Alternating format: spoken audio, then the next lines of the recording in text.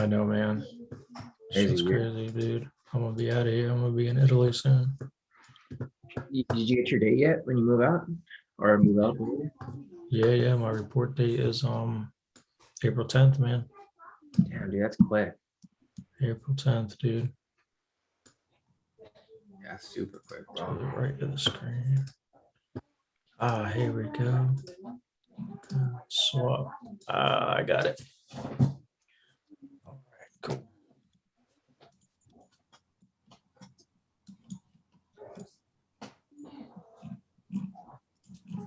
I got this all set up here. March 9th. Getting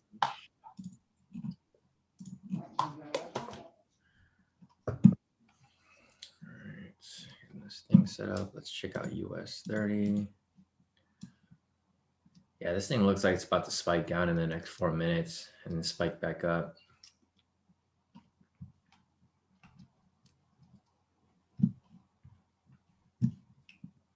Let's see this monetization one.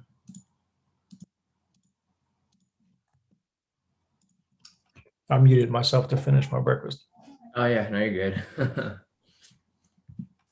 Man, I've been waking up late lately, dude. I gotta get my lazy ass up. Did you trade it all last night or you just knocked out? No, bro, I passed out on the couch. I was out. I was like, I'm gonna keep my phone next to me and Shawn will hit me up. Yeah, no, I was wondering, I was like, where the hell's David at? Yo, I was out cold. I had a lot of mentoring sessions yesterday. I was on like all day. I'm not used to being able to sit at the screen and trade all day. Oh yeah, because you're normally at work. Yeah. I mean, I'm staring at a screen there too, but yeah, it's different because you're actually engaged. Mm. All right, let me send this link out real quick. We should be good to go. Let's see this on the social media real quick. Let me hit that like button in YouTube. And I still got to work on that OBS thing, dude. You're slacking, man. Nah, you're busy. I like to give you a hard time, but you're super busy. Yeah, but no, I definitely, we've been talking about that Slack. I mean, not that Slack, the like, bro, it's been like since the last holidays. Can I use this real quick?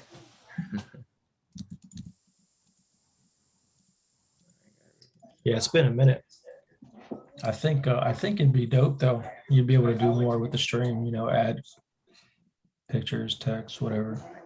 I found this thing called a switchboard. Yep, I've seen that. Yeah, I saw that, but then it I don't think they don't have one for Instagram yet. Instagram's like the main thing that I want to get it on. Gotcha. They don't have like that API where you can copy it over. It's like Facebook Live, but I don't really use Facebook, and then LinkedIn, but I'm not really trying to put this on LinkedIn. Maybe I should. I don't know.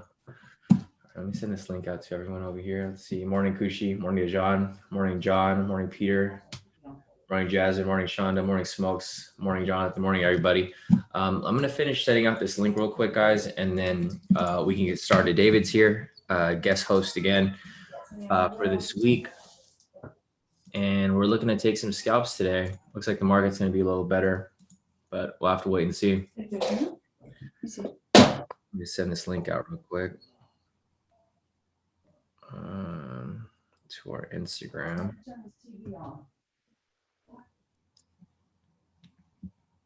Screenshot that.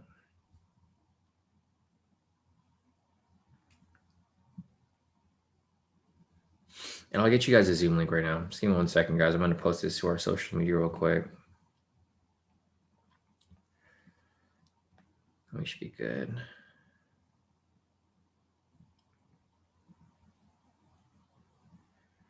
That there.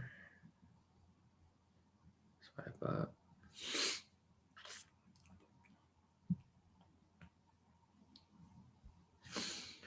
Let's go 6:30. It looks like this is going to push up, then it's going to come back down. And as it does that, we'll be looking for some scalps in the opposite direction.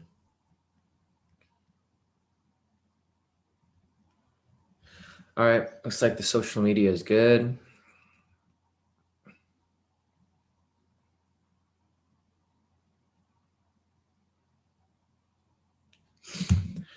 All right, cool. So just looking at this here for US 30, guys, we're looking for this to break out either above or below. You can see obviously it's been in consolidation since yesterday Asia session. So we're waiting for it to break above here or break below here off this first candle. And then once it does that, it's going to retrace back. So if it shoots up here, it'll probably retrace back down. We'll take scalps in this direction. Vice versa, if it comes down here, then we'll take scalps in this direction. But we'll see. We're going to see how this plays out. Hopefully it breaks outside of this range. Otherwise that's going to be our main concern, for it to break outside the range before we start taking some trades. But yeah, that's about it, guys. Let me pull up the chat real quick and get the Zoom link for you guys here in the premium. So let's see. Got the send out right there.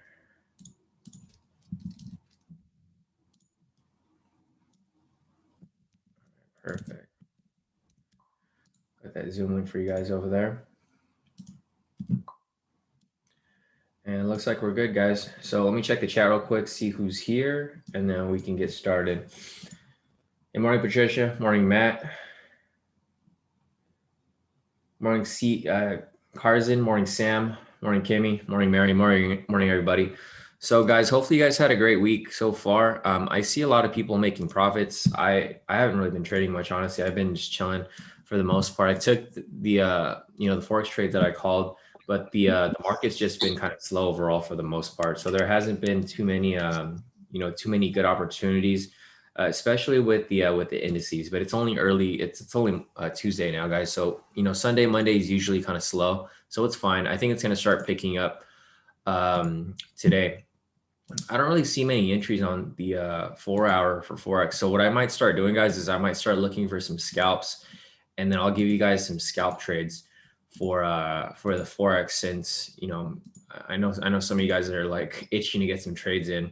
So I'll start looking for some scalps here on the Forex trades, and then yeah, I'll give you guys like some decent entries if I see anything. But anyways, let me just go down US 30 real quick. So there's nothing here. We're waiting for this to break above or below the structure so that we can, have a bias for the day. I think volatility is going to pick up. So this is exactly what me and David were mentioning. If you guys entered our live session early, we were mentioning that the first candle is going to push up in a certain direction like it did right here, bullish, and then it's going to correct back down. So with this said, this huge rejection point right here, this is probably going to push down. And then once it pushes down, we can start taking some scalps in that direction. So let me go down the indices list to see if there were any entries during the London session, because I haven't looked at any of the indices since yesterday morning when I was with you guys, just because the market's just been overall slow.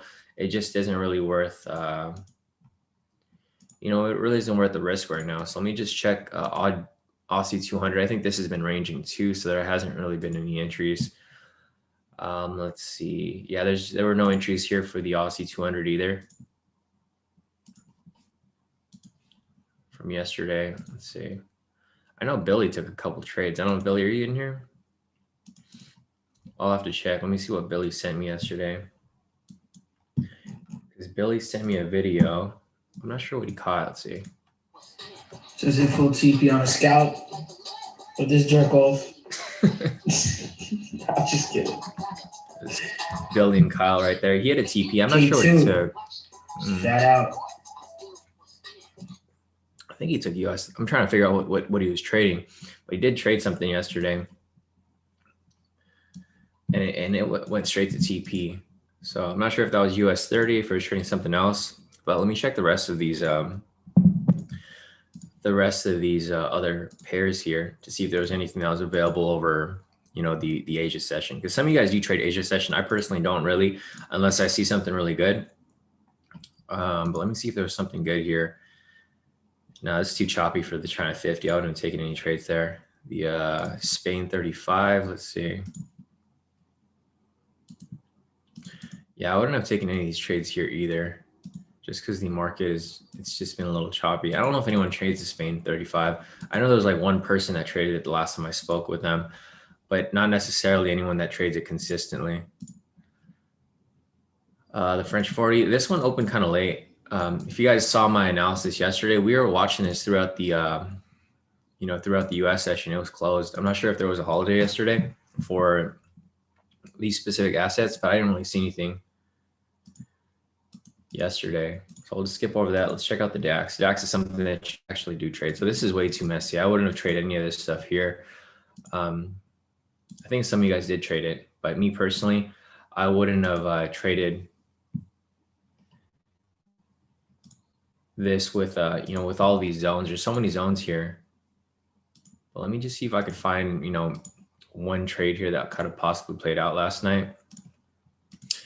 And if there were a couple losses here, or if there was a loss at all, you know, the main reason for that would have been because the pair was too choppy.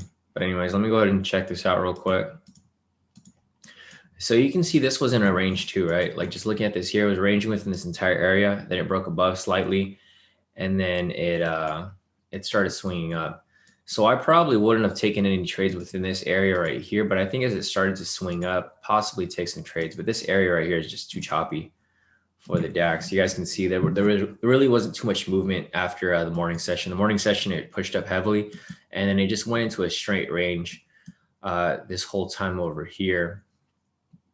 Looks like there could have been like a couple entries here for the DAX. If you guys did take these, looked like there was one right here. So this might have been what Billy took yesterday. So taking the DAX right here, looks like that would have hit a full TP for that. And then it looks like there was a sell right here possibly. So these are all sells right here. Looks like this might have been close to TP. I'm not sure if anyone took that, but if you guys didn't close out, I still don't know the sweet spot for DAX, guys. I'm not sure if it's 200, 250. I know it's somewhere around there. Looks like if you had 250 for this one, it might have not have made it all the way. But if you had 200, it looks like it was straight to the point where it just literally went to TP, then bounced off. So we still got to figure out the sweet spot for the DAX. I only trade it every so often. But yeah, I mean, the market's just been too choppy. So I wouldn't have taken any of these trades here.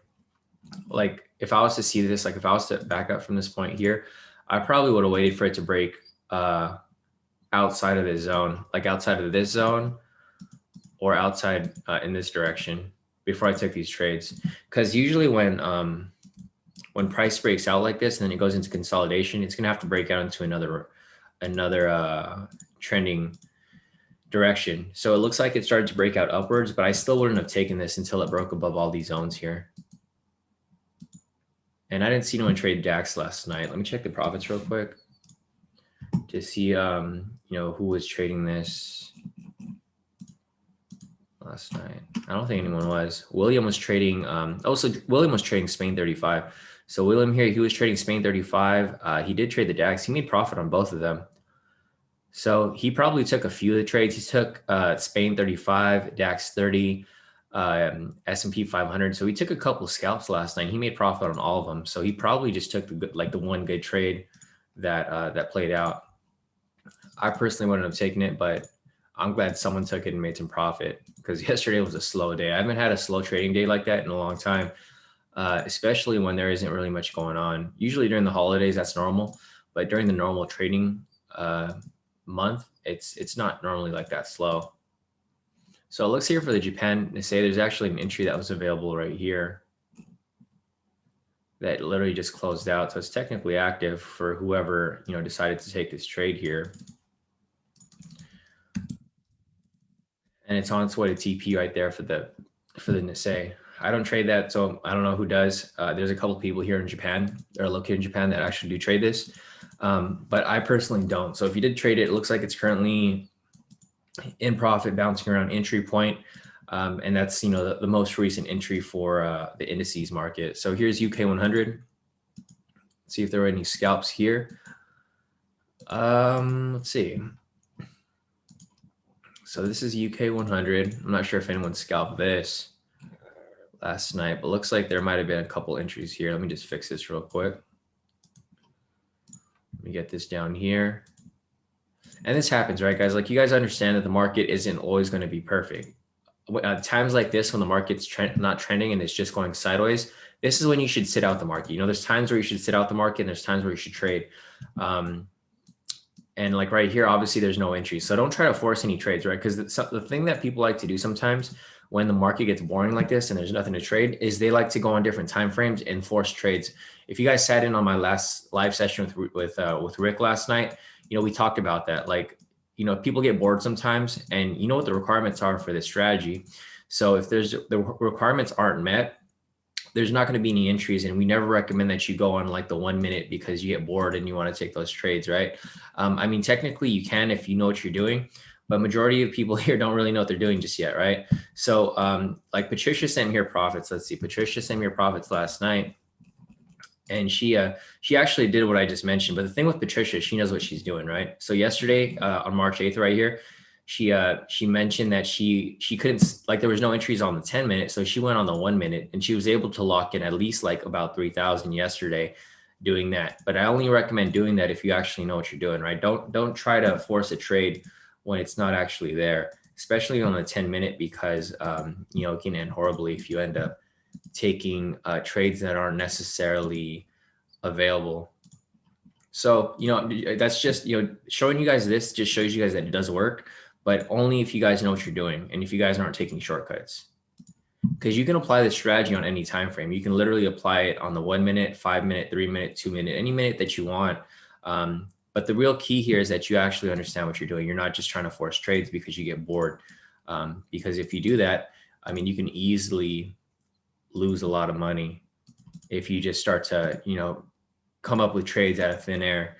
So anyways, looking at S&P right here,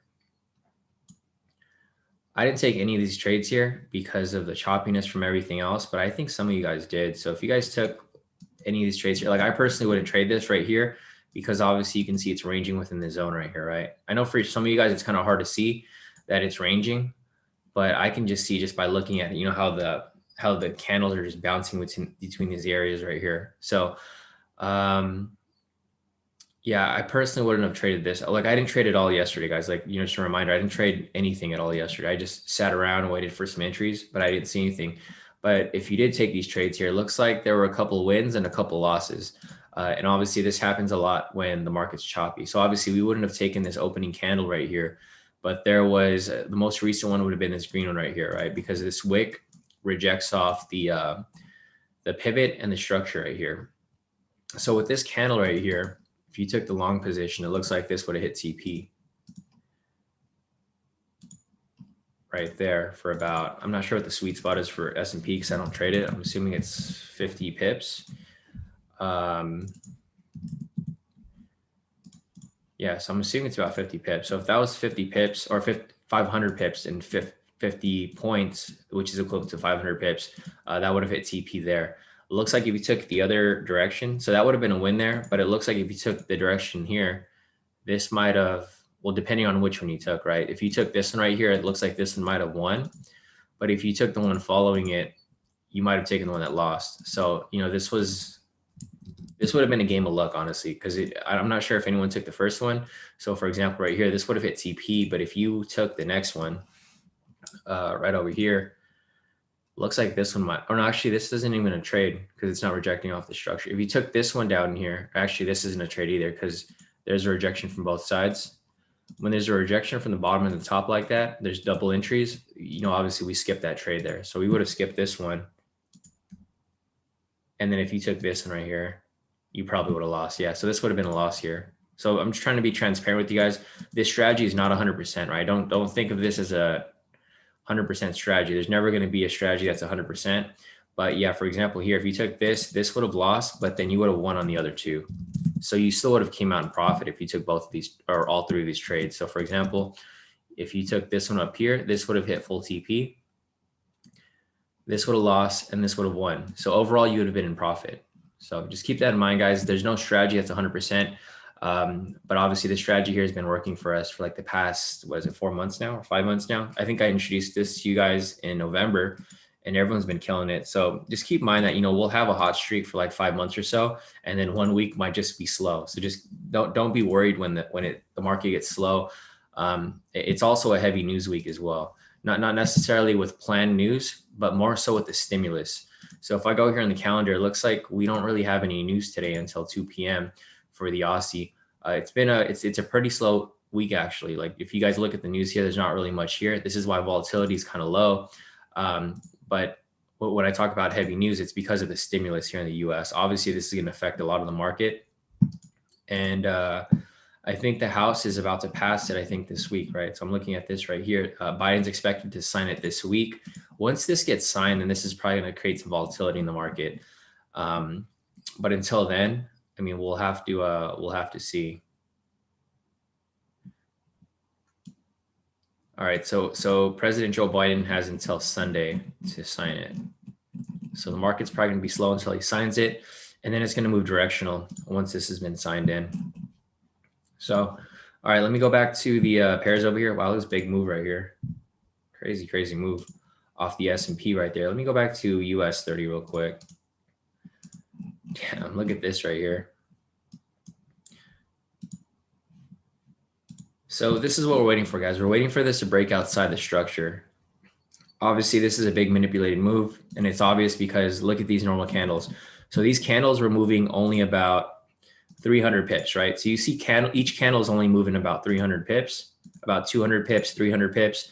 And then all of a sudden the opening candle right here opens about 1,000 pips. And then the candle following it, which is rejecting on both sides, moved about 1,400 pips. So just keep that in mind, guys. This isn't the time to trade right now. You want to wait for price to break above it or break below it. Once that happens, we can start looking for scalps because direction will be set, right? You don't want to just hop into a trade and just guess what direction price is going. You want to make sure that you confirm the direction, before you start taking some entries there. So let me go ahead and check out the Nasdaq real quick. So it looks like for the Nasdaq, there was actually some decent entries here yesterday. Not sure if you caught any of these CT. I don't know if CT is in here, but I know CT loves to trade the Nasdaq. He's always got a chart for this. So hopefully you caught some of these CT if you did see anything. But let me go ahead and just update these real quick. Like I mentioned, guys, I'm gonna take it easy. Like I'm gonna wait for an actual trade. When I see a good trade, then I'll take it. But I'm not really forcing anything right now, because obviously you guys can tell that the market's being, manipulated this morning, which is normal, guys. Market manipulation is normal and it's healthy. You want the market to be manipulated, especially when we're scalping, because it causes volatility in the market, and it allows for us to enter these scalps really quickly. Because if there was no market manipulation, market would just be flat. It'd just be slow the entire day, right? Like how it was yesterday. So we actually like this market manipulation here, because we're going to let people get faked out, and then we're going to hop in once, there's entries that are actually available. But looking at the Nasdaq over here, it looks like there was a couple entries that were available. CT, I'm not sure if you're in the room right now, but just looking at this, looks like there was obviously there's a buy entry that's available right here. We probably wouldn't have taken that because this is the opening candle. But if you did take it, it looks like this, if you did take it, it looks like this is pretty nice move right here. And it's currently in profit. So we have that right there. We have another entry right here off this red candle. So this would be the most recent one before that. And obviously this would have hit full TP right there, right? And I think that's about it. I don't see any other entries here that were available yesterday. So there's a couple here. There's one right here. So it looks like there was one win right here, and then just going down the list over here, there's not really much. So there's entry right here. There's 3 entries actually, or 4 within this area. So all of these would have won, depending on which one you took. And then moving this way, there's 1 entry right there. And then again, over here, there's 1 entry right here where it's currently on its way to full TP. So maybe we'll start looking at the Nasdaq for today, guys, just to, catch some scalps. But like I mentioned, we're going to be waiting for price to break outside of these zones right here until, we determine what to take. So it looks like today might be bullish. Let me just check this real quick. I'm going to draw some zones here on the 10-minute to identify, these rejection points.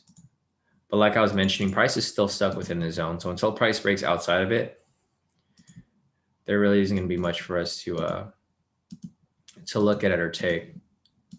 All right, so we got a pending buy signal here. So if this closes right here, we might take a long position for the daily entry. I mean, we'll see how this goes. This might be a little risky though, because it's going to be testing the all-time high. If this becomes the case here, the all-time high is actually going to be near it right there. I'm just going to change that to a different color so we know what that is. And I'm just going to type here all-time high, so that we're aware that price may be reaching, the all-time high right there, which is fine. I mean, if it reaches the all-time high, it's all good. But like I mentioned, we're waiting for this to break outside of the structure, because now it's just ranging. Obviously, you can see right here, if I take the pivots off, it's just ranging, right? So US 30s have literally just been going sideways for the longest time. So we're waiting for it to break outside of it.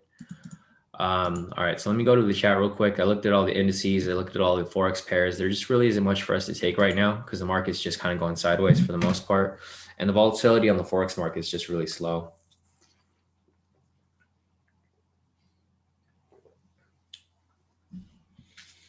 Morning, Raymond. Angela said, hi, Shawn. When you say the market's being manipulated, are you saying that the market makers are trading the futures market, or are they buying up the individual stocks within the Dow? Well, I mean, it depends, Angela, because everything's connected. It could be the stocks. It could be part of the stocks. It could be part of the futures. I mean, it could be part of the actual Dow index. There's no one thing that's being manipulated, right? Everyone's trading something different. So like futures traders, they're trading futures, stock traders, they're trading stocks. There's no one thing that you can pinpoint, because everything is connected somehow, right? Like if someone's trading a stock that's within the Dow index, if one stock's getting pushed up, it's going to get pushed up regardless. If someone's buying the actual index, the Dow Jones Industrial Average Index, it's going to push it up as well. So there's no one thing that's pushing price up. Obviously, if they all kind of add up to each other, because like the stocks can be individual and they'll be pushing up like slightly. Let me check the percentage real quick for the Dow. So the Dow as a whole is plus 0.54%, right? And as a whole, it's up, but this doesn't necessarily mean that people are just buying the future. Most of the time they're buying the stocks. And if you look at the Dow index, let me see if I can have the list here. It's a lot of the big name stocks, obviously, right? So let me see if I could find the actual index here. Let me just Google it. Let's see, Dow 30 index, CNBC. Let's see.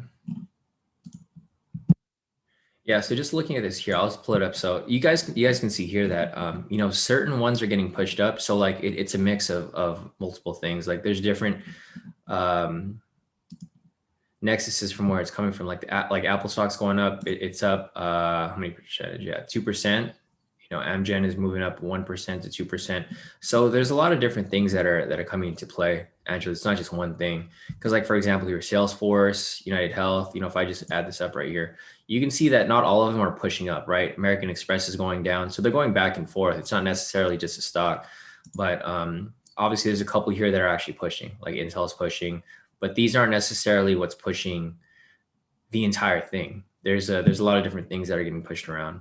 So just keep that in mind, Angela. There's not just one thing to look at. You kind of have to look at everything all together, but it's not necessarily necessary, right? Because it doesn't matter. If something's getting pushed up, it's going to get pushed up either way, whether it's the stock or whether it's the entire index. All right, let's see. Trell said US 30 potential buy. Let's see. Yeah, Trell. I mean, this would have been, if this right here closed, this red candle right here, if it was, because it was a bullish candle above earlier. If this was above, that would be a good buy entry. But now price has been below the pivots around here, so there hasn't been any entry yet that's available. But even if there was an entry that was available off this, Trell, I probably wouldn't have taken it because this was the opening candle at 6:30, and obviously you can see the following candle after 6:30 is a huge candle. Like from right here, this moved about, this moved 1,400 pips. So I usually, like I mentioned, if you guys have been following me for a while, I usually don't trade the first 30 minutes. I usually wait for it to smoothen out, which it's starting to smoothen out here. So if this becomes bullish right here, then we can start taking trades as it comes back down and retraces and then comes back up, right? So that's kind of what we're looking for here and what we're waiting for. We're just waiting for price to break out of this range because right now it's just choppy, right? If I turn off the candles, you can see how choppy this whole area is, right? How the pivots are crossing over. Like it was sort of bullish right here, but not necessarily. It just came right back down and it's just been bouncing around this area this entire time. So this whole area right here has been choppy from like down here all the way up until here. So until it smoothens out like it did right here, this is a smooth push up where you can take some buy scalps. That's where we would take some buy scalps. Vice versa, if it comes down this way, we can take some sell scalps. Like right here, buy scalps, sell scalps right here, you know, et cetera, et cetera. So we'll be waiting for that. And, you know, just like I mentioned, guys, it's a game of patience. Don't try to force anything that isn't there. You know, make sure that you're looking for actual trades that are valid and, you know, actual entries that are worth taking. So that's it for that. I'll keep watching this. And then, you know, once we have a good entry, I'll be able to share with you guys. But yeah, nothing here for the daily entry just yet. This looks like it's going to be an invalid signal. So if this is invalid, then we'll start taking some sells. So just keep that in mind. We're not stuck in one direction. We're going to be looking both directions, depending on how these candles close out. Oh, and just a reminder, guys. So someone mentioned to me that the daily entry from yesterday hit full TP for US 30. So if you guys did take that daily entry, it did come kind of late, and that's why I personally did take it. But if you guys did take it, that entry did hit full TP. So going back over here, if you guys are familiar with the daily entry, basically what we do is we take the first valid entry after market open. So market opened right here at 6:30 on the 8th. I'll just replay it to here. So basically right here, if you guys are familiar with the daily entry, you know, which most of you guys are, since that's where you guys started from. So basically right here is when the market opened, we take the first valid signal right here, right? Generally, I don't take any signals after 10:30. So this literally just missed the cutoff. So it went to 10:30. The signal came right after. I didn't take it myself, but I know some of you guys did take it. And if you guys did take it, we generally enter our short position. Like if you guys were following my live stream yesterday, I was waiting for the sell and it never came. And then it finally did came, but when it came, it was too late. So I didn't take it. But if you guys did take this trade here, you know, our set TP stop loss is 1,500 pips. And if we let this run, it went straight to TP right there. So, you know, although I didn't take it, congrats to you guys who did take it. It just becomes too risky once you wait till mid-market, because price starts to shift. Obviously, you guys can see right here, price starts to shift midway, right? So you can see that this is why we generally don't like to trade at after 10:30, because you can see from here, market has one impulse, right? So the market opens, it has one impulse up. And then once people go to lunch, it starts to shift in the opposite direction, which is exactly what happened here. And that's why I didn't want to take this trade yet here, because sometimes this happens, sometimes it doesn't. Most of the time it does happen. But if this could have easily been, you know, could have came down and then swung back up, which, you know, it didn't happen. But if it did, then that would be the case. Oh, okay, I see this now. So this is what Billy took. If you guys saw the video that I was showing you guys earlier from Billy, Billy took that sell there. Says it full TP on a scalp. So that's what he took, because he took the daily entry for that sell, but then he didn't cash the entire move. He just caught like a small scalp. So just keep that in mind, guys. And, you know, just be patient with the trades, because even I didn't take this trade. Even though this is a valid trade, I didn't take it because I didn't feel that the market was moving smoothly. All right, let me see what else is going on over here real quick. Let me go back to US 30. No entry there. And we're still looking for this to play out for now. So we got about 20 seconds left on this candle. I'm going to see how it closes. If it doesn't close with the signal, then we're not going to have that buy entry just available, you know, just yet. So let's see. We got about 10 seconds left. Let me see how this closes out.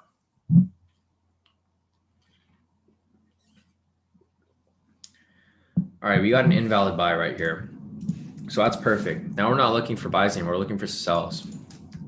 So this actually works out perfectly because I didn't want to take a buy anyways. So all right, I'm going to draw some upper zones over here so we can identify the rejection points.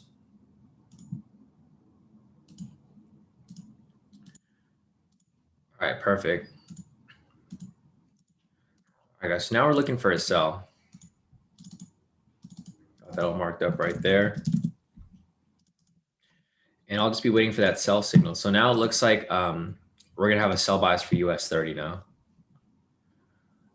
And the reason for that is because the last signal was a buy signal here. So like I mentioned, guys, if you guys have been following, this strategy for the daily entry, we're looking for the first valid signal after market open. Market opened here at 6:30. So we're looking for a sell signal now because the recent signal was a buy signal, right? It's an invalid buy. So it's going to be followed by a sell. So if we get a valid sell, then we'll be taking that trade, which is perfect because you can see right here, price broke below the structure and it's failed to break the structure for a while now. David, are you there? Is this an order block for you? It looks like an order block to me. I don't know. Or somewhere around this area. Looks like this could possibly be an order block on David's end. I gotta wait. Sorry, I'm looking on my screen. Let me see. You're on the 10-minute? Yeah. Well, I mean, you could probably find the order block on the higher time frame, but it looks like it's failed to break this zone since London session, London opener. I'm waiting for all those highs to get liquidated. Yeah, no, the same area, right? Yep, all those highs, all those relative equal highs across the board right there. Yeah, they should get liquidated. Gosh, okay. Yeah, so I'm gonna wait for that, see how this plays out. But yeah, I do agree. When it pushes above here, it's probably gonna push up and then it's probably gonna come back down. See, it's pushing up.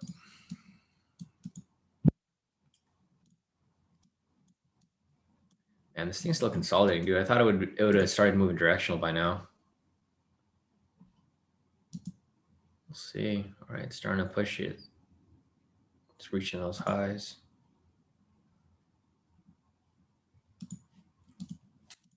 All right, so let's hold off on this. And guys, just like I mentioned, we're still waiting for this to break outside the zone. So it's got to break above or break below for us to start taking some trades. But I think I'm going to have a sell bias for the day until it shows differ. So, if this breaks above, then we might switch to a buy bias. But right now I'm still having a sell bias. And one reason for that too, guys, is, generally when the market opens in one direction. So for example, here, the market opened, everything was bullish, right? Generally, we'll see it open bullish and then it starts to go bearish throughout the day. So we'll see how that plays out. Let me check the sentiment. Maybe the sentiment has some play in this as well. Let's see US 30 sentiment.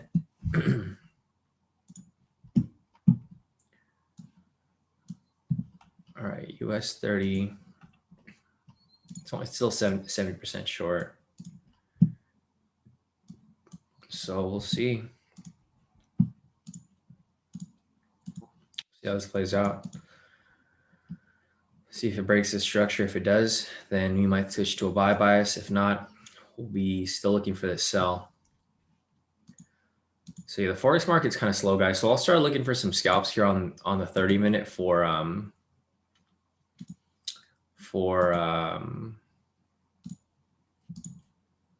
the Forex pairs, since I know a lot of you guys are still looking for some Forex entries too. So I'll go on the 30-minute here, and I'll go down to certain pairs that I actually like to scalp for Forex. That basically the more fast moving pairs. So let's see, we got Euro Odd right here. It's a quicker moving pair. So it looks like there's a scalp that's actually available.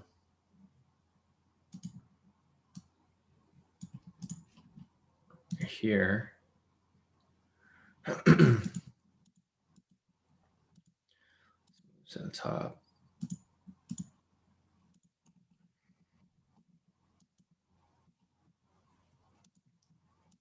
It looks like a possible scalp right here.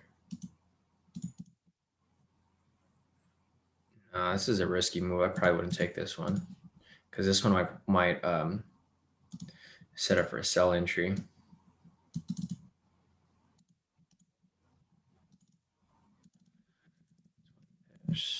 Spreads about 4 pips. So this would be a possible scalp right here. I'm just going to mark this up right here. I'm going to mark everything up that I see for, possible scalp for you guys to take here for these Forex pairs. I'm just going to go down to the pairs that are actually moving, where there's like some volatility there. EJ, looks like there's a possible scalp right here as well. It might be too late for that one. So we have the rejection off the structure and pivot. long position right there. Yeah, this is kind of too late for the scalp here, but you guys could have taken this if you guys identified it. So we have the rejection off the pivot and structure there. This would be a buy scalp for EJ, but it looks like we're a little too late. So if you guys caught that, I mean, you know, there's a lot of people here in K2 who apply this strategy on their own. If you guys did catch that, it looks like it's pushing up pretty nice. So I'll mark that up right there. You know, I'm probably gonna have to make a separate watch list just for the scalps on Forex. So I'll probably create that later because I personally know which ones move fast and which ones don't.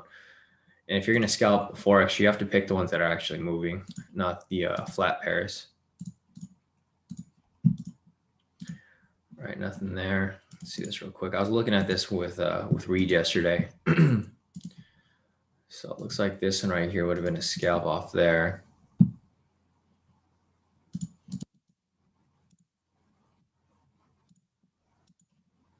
Yeah, there's actually there's a scalp off this green one right here. So it's technically active right now. This would have been the entry from that if you guys took this scalp. Let's see, TP would probably be about 30 pips, I think. I think 35 might be too far off. About 30 pips, I assume. Yeah, so this is a scalp for GA right here. Basically, the pairs that I would scalp for Forex, guys, would be something like EA, EN, EJ, EA, GN, and GJ. So that's a scalp right there. It looks like it's about to hit TP. Euro JPY, it's around entry point. Euro auto over here, it's currently around entry point in profit currently. Going down to GJ over here. I'll just mark these up on my end so I can see if there's any possible scalps here for you guys who you know want to take these scalps here. So here's another scalp here for GJ. It looks like this would hit TP already. So it would have started down here off this red candle. Reason for that is we have the rejection off the pivot and the structure right there. So if you took that scalp off this red candle, it looks like it would have hit TP already. So it's too late for that entry, but I'm showing you guys that you guys can apply the same strategy that we're using for indices on Forex pairs. It's not that difficult, right? You literally look for the same thing. You look for the wick rejection off the pivot, wick rejection off the structure. But there's another scalp here that you guys could have taken if, you know, if you were trading this strategy for these specific Forex pairs. So yeah, I'm just gonna mark these up with a purple marker. So everything with a purple marker is something that I would scalp Forex with, using the same exact strategy that we're applying for the indices market, because it's the same thing, guys. Like literally, we're trading based off momentum. So if you guys can find the momentum in the market, which is not that difficult because you have the indicators here. If you guys are able to identify these momentum swings, you guys can catch these trades pretty easily. So again, right here for GN, there's another entry using the same exact strategy. See the rejection off the pivot and the structure. So this green candle right here, or actually not this green candle right here, the one next to it, this would be where it started from. We have the rejection from this wick down below, and then we have the rejection off the structure. This is kind of a risky trade. I wouldn't have taken this one right here because the zone's so big. I generally don't like trading when the zone's huge like this. I like trading when the zone's kind of tight, where it's just touching that little area, right? I don't want it where it's covering every candle, because then there's just going to be a bunch of areas for rejection. But just using this as an example, if you took this green candle right here, this would be a long position right there, and this obviously would have hit full TP, right? I think for GN, the sweet spot's probably around 30 pips. It's about the same for all these pairs. It's about 20 to 30 pips. So for example, if you took that trade there, that would hit TP as well. So those are the main ones that I would scalp for Forex. If you guys are in K2, you guys are familiar with the strategy. It's very simple. You just look for two requirements: rejection off the pivot, rejection off the structure, and that's pretty much it. Once you have that, you can take that scalp. So these are the main pairs that I would trade: EA, EJ, EN, GA, GJ, and GN. So basically all the European pairs that are crossed with AUD and NZD, because they move a lot faster than a lot of the other pairs that we follow. And Jerry, actually, you can trade the majors too if you really wanted to. It's just they don't move as fast, so you'd probably go for like a tighter scalp, like 15 pips or so. So yeah, I mean that's it. But I personally would just stick to these pairs that actually move quickly, because if you're scalping, you want to be in and out. You don't want to be stuck in this trade. Here's EA. If you guys wanted to take this trade, I'm not going to take it on my account because I'm too focused on the indices right now. I don't want to hop into something else and then, miss the trades that I'm actually looking for. So just looking at this here, you guys can see that, your auto over here, this is currently in profit, or it's around entry point. Let's see the other ones again that I was just looking at. EJ over here, it's currently in profit, pushing up. If you guys took that as I analyzed it, EN over here, this is, let's see, nothing there. GA over here, nothing there as well.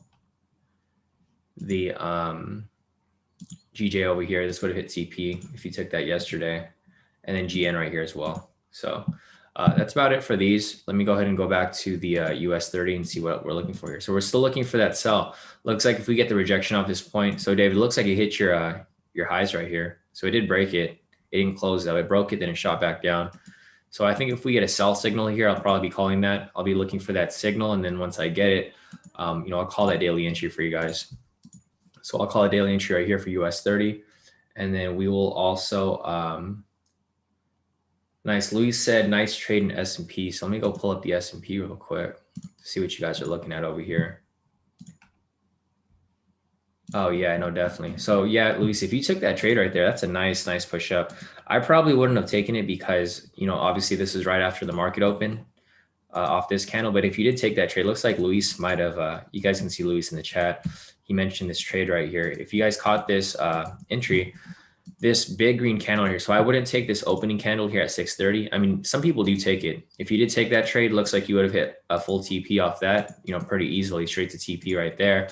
But I personally would take this one right here next to it. If I was to take one, I probably wouldn't take it because it's right after open. But if this is the one that Luis is probably referring to, either this one or this one right here, we have the wick rejection off the pivot, wick rejection off the structure. And if you enter the long right there, that would have hit full TP, right? So not that difficult off that trade there. So we'll see. We'll see how this plays out. Hey, what's up, Marcus? How's it going, bro? Hey, Vinicius. Vinicius said, Shawn, do you mind looking at Brazil's index win one exclamation? Yeah, sure. I'll take a look. I've never looked at that one before. But yeah, let's take a look at that real quick. So I'll pull this up over here. Win one.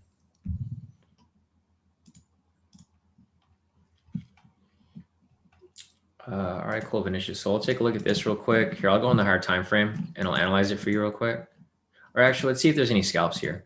So Vinicius, if you're looking at this here and you were looking for some scalps, looks like kind of messy, but let me see. So looks like there were some entries so the most recent entry looks like it would have been right over here. Doesn't look like, or actually there's a couple entries right here as well. I'm just drawing these zones here on this side so that we can identify them on this chart. So I think that's about it for these right here. I don't really see much on this side, but yeah, looking at this from the scalp, I'll analyze it for you from here, Vinicius, and then we will, we'll scroll down from there. So yeah, anyways, looking at this right here, Vinicius, looks like the first entry for the scalp, if you traded this last night, or actually it might have not have been this. So there's no entry here because there's no rejection off the pivot. However, there is a very nice rejection right here. So looking at this red candle right here, this looks like a very nice entry, right? If you were scalping here using, the same strategy that we've been applying. So for this red candle right here, obviously you can see that wick rejects off the pivot and structure. If I zoom in a little closer, you guys can see, right there, perfect entry, right, Vinicius? So obviously right here it's touching the body, but if I rewind it to here, I can't rewind it because it's a specific asset. So I think if you rewinded it to this candle right here, it wouldn't have touched the body because it would have closed right here. So this would have been an entry right here, Vinicius, for a sell. This would be the most recent entry because there's no other zones in this area. This one right here would have been a sell. And if you took that for a short position, it looks like it would have went straight to TP with, little to no drawdown. I don't trade this, so I'm not sure what the sweet spot would be. Seems like the sweet spot would be about 250. There we go. So if you took that trade there, Vinicius, that would have been full TP. So that's it for the scalp analysis. I'll analyze it on the higher time frame to show you, what I see here, how it moved for the week. So I'll just zoom out from this point. Okay, so I'll just draw these zones here, and then I'll show you what I see, on my end. Let's see, let me check US 30 again. All right, so we're still waiting for that signal. Still waiting for that signal to play out.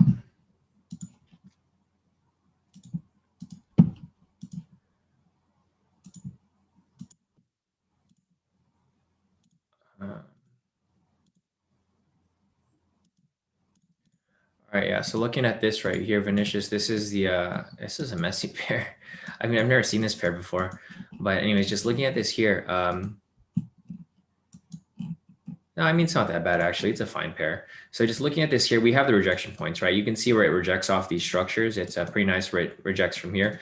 And these zones that we drew today, these same zones have been tested back in November. So from November, it broke into the structure. It broke above, then it broke back below in January. So from this year, it's just been ranging here. I mean, not ranging, but it's been, within this area from this upper zone to this lower zone. And if we turn on the momentum indicator,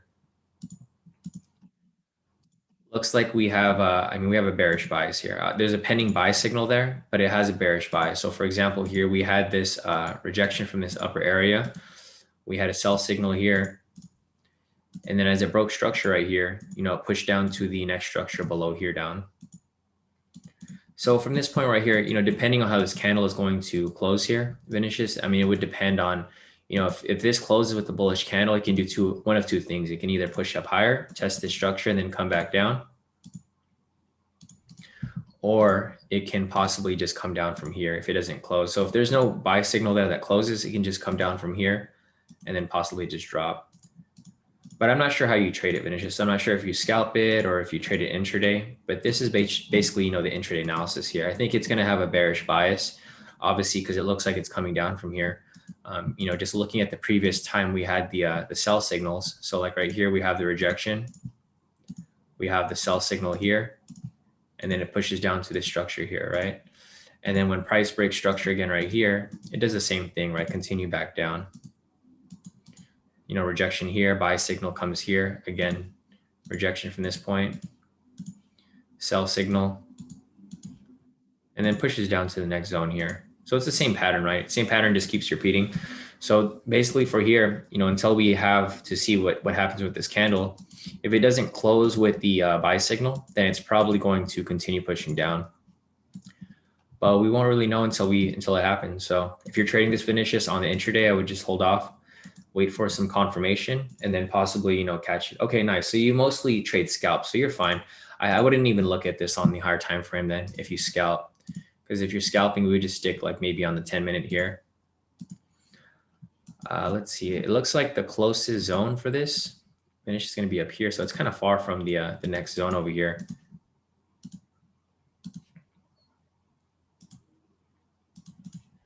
So yeah, looking at this here, there's no zone that's coming up soon. It looks like it's just ranging within this area, right, Vinicius? So what might happen here is, I think this is what might happen. It might come up, maybe reject off the pivot and structure around this area, and then possibly come back down. So we'll see. We'll see how it plays out. If you want me to check it later, Vinicius, just let me know and I'll pull it back up. But I'll save this right here so that we can take a look at it later on. Yeah, we're just waiting for US 30. It's still trying to break this structure here. It's been trying to break it since London session. It broke into the structure in London, and then it's failed to break above it. So we had rejection 1, 2, 3, 4, 5, 6, 7, 8, 9, 10, about like over 10 times right here, where it's been trying to break this structure, but we just haven't had it push yet. So let me scroll up and see what else we got over here. Nice, guys. Watching in the basement. Nice. All right, cool. Watching you put the calls in, definitely. See, Caparo said, but you are a sell bias on DAX 30. So let me check real quick. The DAX is generally leading, so if we're looking for a sell, no, it still has a bullish bias here for the for the DAX, but I'm not going to take any trades yet until it breaks outside of the zone. So if you guys were watching my analysis earlier for this, so I'm basically waiting for this to break above or break below. I'm not going to trade within this area right here because market is just too choppy right now. You know, it's too risky for us to take a buy because it can easily just come back down from here. So I'm waiting for it to break outside of this area where it has heavy zones within this area. So until it breaks above it, I'll switch to a buy bias for the DAX. If it swings below it, then we'll look for some sell bias. But I think overall for the day, it's probably going to come down. But you know, we don't really know that until it happens. Until it breaks above here, we'll take some buys, or until it breaks below here, we'll take some sells. But I don't want to trade within this area. So if I take off these zones here, so like using this for example here, if I just if I take everything off the chart, you guys can see it's just consolidating, right? It's not really moving anywhere. It's just consolidating within these two zones right here, right? So until it breaks above or breaks below, then I would take some trades. But I think for now, we're just going to hold off and wait for it to close off. So we'll see how it plays off. You know, obviously we don't just get stuck to one position. If we see things change, then we adjust our bias. But now we're just waiting for it to break above or break below. Same with US 30. So for this, we're waiting for it to break above, break below. And then same for US 30 over here. We're looking for the same thing. So it looks like it's starting to break above. You know, break above or break below.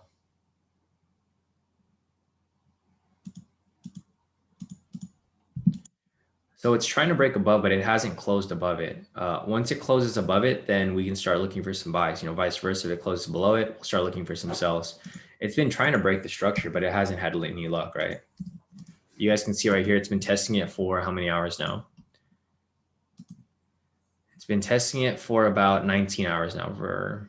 About 19 or 20 hours. It's been testing the same zone and it's failed to break above it. I mean, same with the bottom right here too. It's been testing it for just as long, but it hasn't been able to, you know, break above or below it. So if I take off the pivots, you guys can see here for US 30, it's just going sideways, right?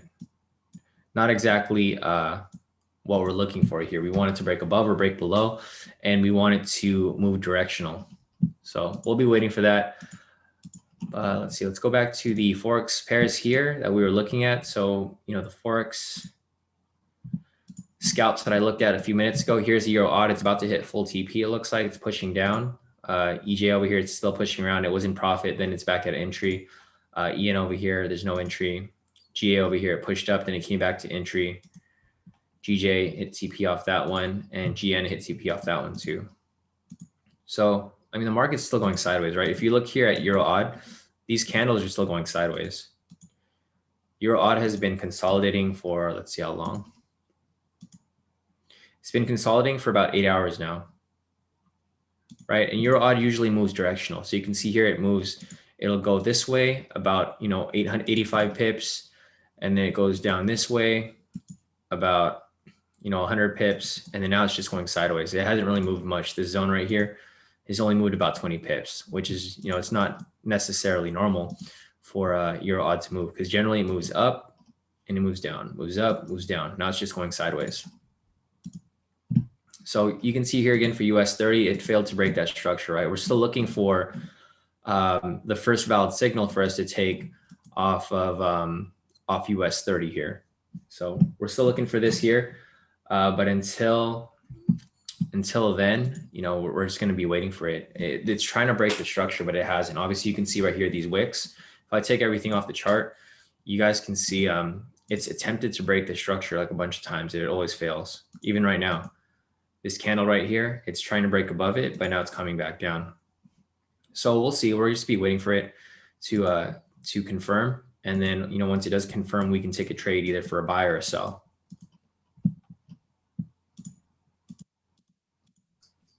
All right, let me see. Yeah, man, I'm just sitting here flipping back and forth. Same, bro. It's waiting. Charts. I'm waiting.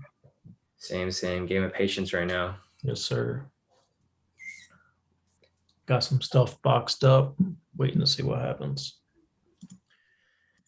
Yep, we'll see. I mean, this seems like a really strong resistance though. If it fails to break here, and I think if we get a sell signal, I think it's going to drop for sure. But we'll see. Yeah, I'm watching SP too. The SP's been moving a lot crazier. I don't know if you've been following it, but I saw a couple other people like. I'm starting to watch it just to see what it does in comparison. Got some stuff boxed up, lined up on my chart. Yeah, see if there's an upper zone here. Yeah, because Luis took this trade right here. It looks like he locked in some profit off this. Yeah, right there. So same situation right here for this. I mean, this one's actually moving. It's actually moving pretty nice. I'm correlating it with the SPY as well to watch what it does. The SPY gapped up big today. Yeah, I think I saw it on some other people's charts too. That what is the SPY? What is it? A follow? Or like what does it move It's with? the ETF for SP. Or S&P, right? Yeah. Yep. Okay. Yeah. No, because I always see people day trade that. Yeah. So I'm watching that as well to see what it does. So it gapped up this morning, and it's trading above yesterday's highs. Nice, nice. Yeah, we'll see how this this ends up playing out. Let me see if there's anything else here. Nice. Renko said he's long from 31,900. Nice. Yeah, Renko, if you want to send a chart, we can take a look. Because I think we talked about US 30 before, right? We were waiting for you to send the chart to see what you're analyzing. Because I'm not sure, because you could call like longs from like these areas, but I don't know what you were looking at. Unless you share a chart, we can see what you actually analyzed, unless you're just guessing and you're just, buying from certain price points. I mean, obviously you're buying from whole numbers, but obviously if we want to look at what you're looking at, then it'd be better if you can share a chart so that we can look at it. Because I mean, obviously you're just calling out numbers that are like right here. Obviously, this is the low. So everyone would want to buy at this low, but we want to see what caused you to buy at that low, right? And same with 31,900 here. We want to see your thought process behind taking these trades, not necessarily that you bought from these areas. So Renko, if you want to send a chart, that'd be cool. I mean, if not, we're not really sure what you were looking at that point. So let's see, US 30, we are still waiting for this to break the structure here, or if it rejects off it. So like right here, price can either break above it or break below it from there. Renko said I trade Renko charts. Yeah, you can still take a screenshot of your Renko charts. I mean, you can show us what you were looking at, because I could turn on Renko charts here too, but I still don't know what you were looking at, right? So you bought like from right here. Well, I mean, if you're trading Renko charts, it never came down from 31,800, right? Unless you bought like yesterday, which could have happened. I don't know. But yeah, Renko, if you want to send a chart, so like just show us what you were looking at, so I know, so we can see what you were trading, right? Because I mean, the Renko charts, I know what they look like, but I don't know how to trade Renko because I don't normally trade it. So if you want to share your charts, that'd be good, just to show what you were looking at, so that we can all understand. Because we don't know what you're looking at. Like we see that you bought at the lows, but we actually want to see what caused you to buy at that low, around this area. Because you said you bought at like 31,800 right here. And then you said you bought again at 31,900 right there. So I can see the wicks there. But obviously we'd want to see what you actually looked at, not necessarily that you bought at these specific price points. Because I could kind of see right here, I can see you buying here because of the wick rejections, but this buy over here, I don't really see what you were seeing off this point for 31,800. And we're just trying to share ideas. I'm not calling out your trades or anything. I want to see what you were looking at so I can possibly see it too. Renko said Friday's daily is very clear for direction. I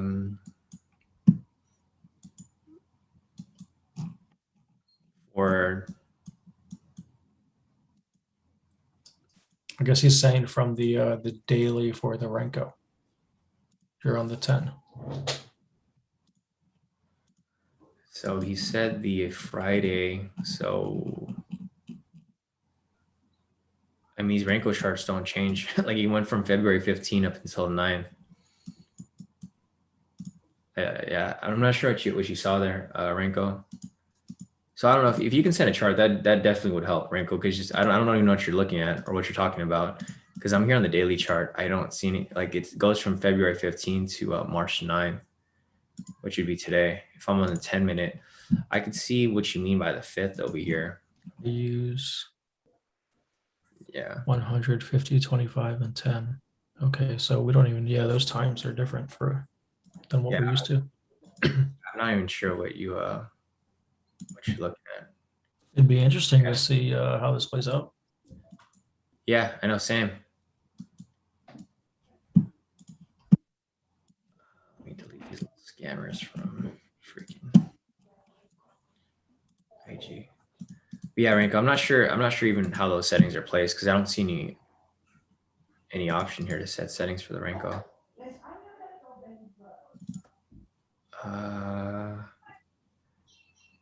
Yeah, I don't know. Yeah, if you could screenshot your chart, Renko. I don't know if you want to share it with us because honestly we don't know what you're looking at, bro. I want to see what you're looking at, but I have no idea what you're looking at.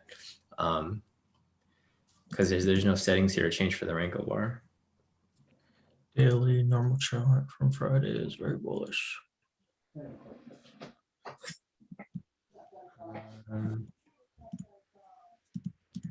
see the 5th over here. Well, I don't know, because it was bearish actually right here. So if you were to trade this on Friday, because you mentioned the Friday move, like Friday from the 5th right here. Yeah, Friday was that crazy push, wasn't it? Yeah, because it pushed up and then it pushed down. And then it pushed up right here. But now it's just consolidating. It's not really moving anywhere. Yeah, I don't know. I'm just trying to see what Renko is looking at because I mean, right here is like super bearish too, and then it comes right back up. So I'm not sure what he was identifying.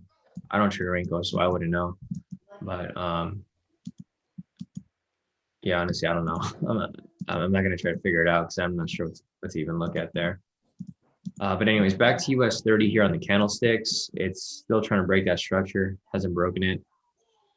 Let me see if there's anything else here for us to look at. Going back to SP is messing around too. SP, yeah. Yeah, I don't see any entries here available just yet. Yeah, nothing here for the S&P.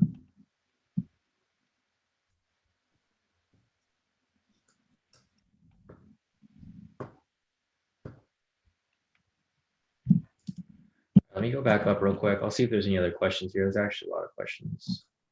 Marcus said enough chilling for real, right, Marcus? I know, Marcus, you've been taking some trades on your own yesterday. Let's see. I think Marcus locked in some pretty nice profit yesterday. So Marcus was he was still trading. It looks like he took a couple trades here. He took a full TP off that. So nice work off that, Marcus. And he took a couple scalps yesterday. He hit TP off that, hit TP off that too right there. And he was trading on the shorter time frame. So he was trading with a smaller account right here, but profit's profit. He was still making profit while we were just chilling. So I'm done chilling too, Marcus. I'm trying to catch some trades if we could find something. I just don't see anything available right now. Let me scroll up real quick and see if there's anything else. Oh, nice. So Paro said that he took it but closed early. So he was looking at the DAX earlier. I'll pull up the DAX for you guys. Yeah, I said that a little while ago, Renko. So for this right here, oh, gotcha. Okay, yeah. So with this trade right here, it looks like this is what Kaparos took. This rejection. We have the rejection off the wick and the structure right here. He took a buy here, but he said that he closed early. So if you hold it to full TP, it looks like it would have hit full TP right there on that following candle. But I mean, if you close out the profit, that's fine, Kaparos. It's profit's profit. I wouldn't. And it's a risky time to take these trades right now anyways, because like I mentioned, price is just ranging within this, if I zoom out, it's ranging within this upper zone and this lower zone. So I would wait for it to break above or break below. But with Kaparos over here, he did take this trade right here. And it looks like he hit some TP or he hit some profit because he said he closed out early with profit, which is good. Let's see if there's anything else here real quick before we continue. Morning, Emmanuel. Emmanuel said, good morning, Shawn. Good morning, afternoon, evening, all. So yeah, everyone here is on different time zones. So we're all kind of on different times right now. Morning for me here and David, and it might be afternoon for other people as well. Let me go back to see what the sentiment is for US 30. So it looks like a lot of people are adding on some shorts for US 30 right now. So with that said, this might push up actually. Like with sentiment continuing to join the short side, looks like this might push up. So if this pushes up right here, this might provide for some scalps for the upside. So, you know, we're not getting stuck to one direction. If it pushes up, then we're going to take some scalps to the upside. We're not going to hold off just because it pushes above. But yeah, for the most part, looks all right. All right, so our temporary bias might change if this closes above here. If this closes above here in the next 3 minutes, our bias might change temporarily for a buy, but we don't know. So you can see right here, price is trying to break above it, but until this candle closes, we're not going to have that confirmation that it's actually going to push upwards. So until then, we will we'll be waiting. So let me see if there's anything else here. So Jasmine, yeah, looking at US 30, we're just waiting for it to break above here. Jasmine's asking, what do you think on US 30 now? We still have the same bias until price breaks above it. Then we'll switch to a temporary bias. But you can see right here, it's still not breaking up. It's breaking above it, but not closing yet. We got 3 minutes left on this candle, so we will we'll keep watching it. So he said it's doing exactly what we said yesterday, sideways. I mean, this whole day it's been sideways. Like literally, if you guys sat in on our session yesterday, I mean, that's probably one of the most boring trading days for us in a while, because we usually have a ton of scalps to take, but we mentioned that it was going to go sideways, right? If you guys remember my analysis from yesterday, I mentioned that it was going to push up, it was going to come back down, and then it was going to go sideways before possibly dropping back down, right? But at this point right now, this can come back up again and then come back down. It doesn't necessarily have to push up that high, because it did test the all-time high yesterday already. So we got 2 minutes left on this candle. It's still trying to break that structure. We'll check back in a few minutes to see, you know, what happens with this here. If it breaks up, then we'll take some buy scalps. If it doesn't, you know, we're still looking for that sell when it does break below this point. But we'll see. We're not going to be stuck in one position until we figure it out. Nice, Marcus. So Marcus right here in the chat, you guys can see Marcus. He's been scalping on his own right here. So he's scalping on his own, taking these buy scalps. He locked in some nice profit. That's pretty good, because you went from $30 to 131 like in a couple hours, which is not bad because this is for a smaller account. It's you know, he's trading a 0.01. So this is pretty nice for him to be stacking these up to 131. You know, this isn't an easy task. And if you took a bigger lot size, like for example, if he was taking a 0.10, this is 1,301, right? And if he was taking a standard, that'd be 13,000. So nice work, Marcus. You know, you're going to keep building that up from that point, and you know, just keep compounding that account. So I'll save this in our messages for the day. So if you guys have profits you guys want me to share in the public groups, just send them in any of the groups or send them to me personally, and then I will send it over for you guys. So I know Larishna over here, she said day 2. So this is day 2 of Larishna's FTMO. She took the US 30 scalps yesterday. She made 367. And then this is her day 2. She made 204. So that's a nice job there, Larishna. You've been consistent, right? The main key here is just to lock in profit. You guys want to be net positive each day, and then you can keep compounding that account. So Larishna is probably up 500 for the week now on her first FTMO. So you should probably be able to get funded at some point within the next week or so, Larishna. As long as you keep this up and you keep locking in a couple $100 a day. I'm not sure which account size you're doing, but as long as you stay consistent with your profits, you should be able to pass your FTMO this time. So that's the key here, guys. The key here is consistency, right? Consistency and avoiding losses as much as possible. Because once you guys are able to get that down, you know, it's really just stacking up your account and compounding day after day. So here's US 30. It finally broke above that structure. So it looks like we're going to be looking for some buy scalps now.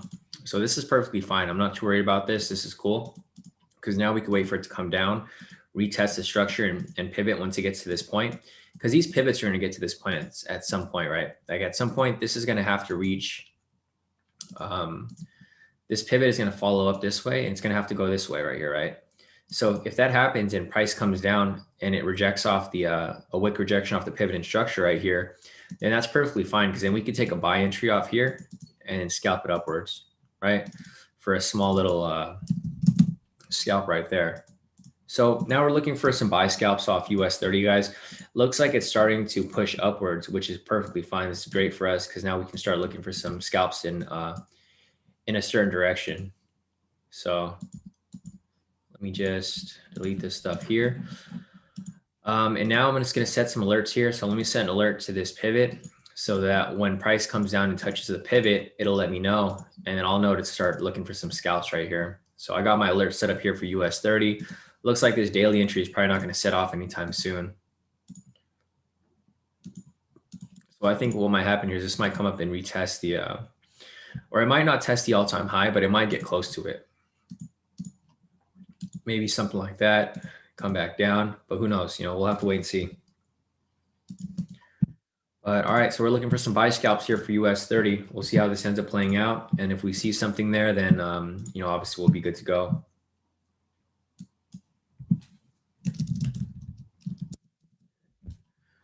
All right, let me see if there's anything else here. I'm just going through the chat real quick. So guys, if you guys send me an email or you message me on Telegram, I haven't gone into any of my messages yet. So nice work, bro. Yeah, this is great, Marcus. You've been killing it, bro. Like you literally joined K2 like what, like last Friday, I think, or last week, and you've been on point with everything. You've been like applying the strategies. You've been showing me stuff that like I don't even notice. Like this right here, I didn't notice a scalp here, but you took it and you hit full TP off that. And then again with this one right here, I mean, you've been pretty on point and consistent with your application of the strategy. So like the more that you guys apply it, you know, the better you guys will be at this, because this is literally, it's just rinse and repeat. It's the same strategy over and over again that we keep applying. And you guys can see here, you know, from the saved messages, basically everyone here is trading the same thing I'm trading, right? US 30. You can trade other things, but obviously what I mainly trade is US 30. So like William over here, you know, he said first time scalping using the indicators on my real account. So impressed with this strategy. So William took the trades on his own too, and he locked in like straight profits. He scalped Euro USD, gold, the Spain 35, the DAX 30, the S&P, and he's been on point. Like he's just, you know, straight wins for him too. So you guys can see here, you guys can use it on anything. Saquon over here, he took it off gold. He took a buy scalp off gold. He made 243. So he pretty much covered his subscription right there with one trade. Same with Billy over here. He locked in about 4,350 for the week. He was just trading the DJ right here, right? He was just scalping the same thing I'm scalping. And he's been on point, right? He has two accounts right here. So he has this one and this one right here. I think he took a picture of his phone, actually. Where's your phone at, Billy? Yeah, so Billy took a picture of his phone right there. Took the DJ on both. So, you know, this just goes to show, guys, if you guys want to learn the strategy, you guys can learn it and apply it on your own. Because, like, for example, here, I didn't trade at all yesterday, but like you can see the timestamp here for today, right? Today and yesterday from the 8th. These are all trades that were taken by the K2 members, like without my help. Like I didn't call any of these trades here. The only trade I called was Euro USD. So if you see any Euro USD wins here, it's just from that trade, but I didn't take any of these scalps here. Everyone kind of just took them on their own. But all right, so going back to US 30 here, we're looking for the scalp here, guys. We're waiting for it to come back down, test the structure and pivot, and take that for a buy. So going back to the DAX over here, we'll look for some possible scalps on this as well. So let me just mark this up right here, so it can indicate when price is coming down and touches the pivot. So when it comes down and touches the pivot, we're looking for a rejection off the pivot and structure right there. When that happens, we can take another buy here for the DAX. I'll go down the list again and see if there's anything else that we can possibly look at. So AUD USD, looks like this would have been, no, actually, no, there's no entry there. No entry there. The China 50, nothing there. The Spain 35, nothing there. The French 40, nothing there. The DAX, that's what we're waiting for right now. Let's see, nothing there for the NSA, UK 100. S&P, yeah, everything is still kind of messy right now. I don't really see anything on my end. So I'll be looking for this entry for US 30, but you know, we're going to be a little patient with it and wait for the actual entry to present itself right here. So let me go back to the chat, see what else I see over here. Curzon said, so many people are trying to buy it up right now. I agree. So that's why it pushed up right here. We had this bullish move here. This doesn't necessarily move. This doesn't necessarily mean it's going to, you know, keep pushing up, but we'll see, because there's going to be areas of resistance here. So there's going to be an area of resistance right here. And then right here as well. So I'll color these a different color so that you guys can see that these aren't actual zones yet. They might be zones at some point, but it's currently reaching this area right here. And this would be the all-time high. So we'll see how price rejects off these points. But until then, we'll just sit tight. So we're waiting for that entry there. Let's go back to these scalps, see if these hit. So Euro odd, the scalp that I called this morning, it's on its way to TP. Obviously I didn't take this trade, but if you guys took it, you're currently in profit. EJ over here, it's currently in profit as well. So these are the two scalps that I called this morning. Well, I didn't necessarily call them, but I showed you guys here on the live session. Your NZD. So maybe I'll call some scalps here for these Forex pairs, guys, just because the market's moving so slow. It's going to be difficult for us to really find any, you know, any of these intraday moves for these Forex pairs, because a lot of them are just moving really slow right now. So if you guys want me to look up some scalps for you guys, if there's like a certain pair that you guys like and you guys want me to look at it to see if there's any scalps, just put them in the chat and I can take a look. Because right now the market's just moving too slow, so we're not necessarily taking any trades on our own end. We're just waiting for those confirmations for us to take these scalps on US 30. So I do have some time to look at pairs right now if you guys want me to look at anything. So let me just scroll down a little more.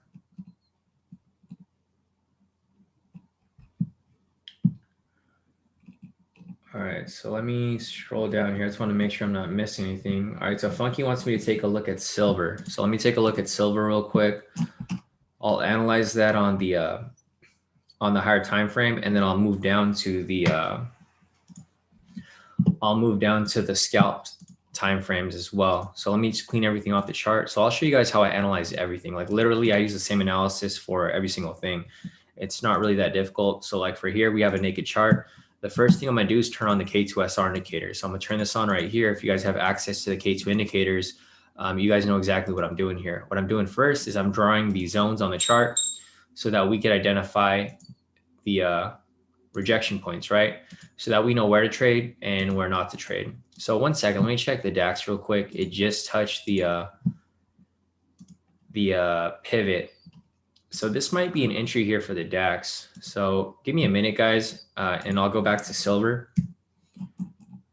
I'm just waiting for it to possibly close. If it doesn't close above, then you know, we need this wick rejection. So what we're looking for here is we're looking for a wick rejection off the pivot and the structure. Which one did I look like? This right here. So we need it to reject off the pivot and the structure. And in order to have that, this we need to close as a green candle, right? Because this body is going to be below the structure. In order for this wick to reject off this structure right here, it would need to close green, because then this body would be above this area over here. If it closes red like how it is right now, there's going to be no entry, because we need both of the confirmations. We need both confirmation here. Here's another example right here. Wick rejection off the pivot and the structure, right? That's an entry right there for a buy. And that's basically what we're looking for right here as well.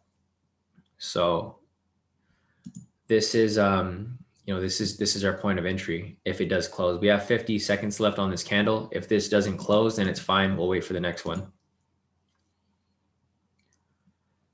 All right, does it look like it's going to push? So we got 30 seconds left. If not, I could set another alert to alert me when it touches this pivot right here. Because if that's the case, it might push down to here, and then we can take an entry from this end.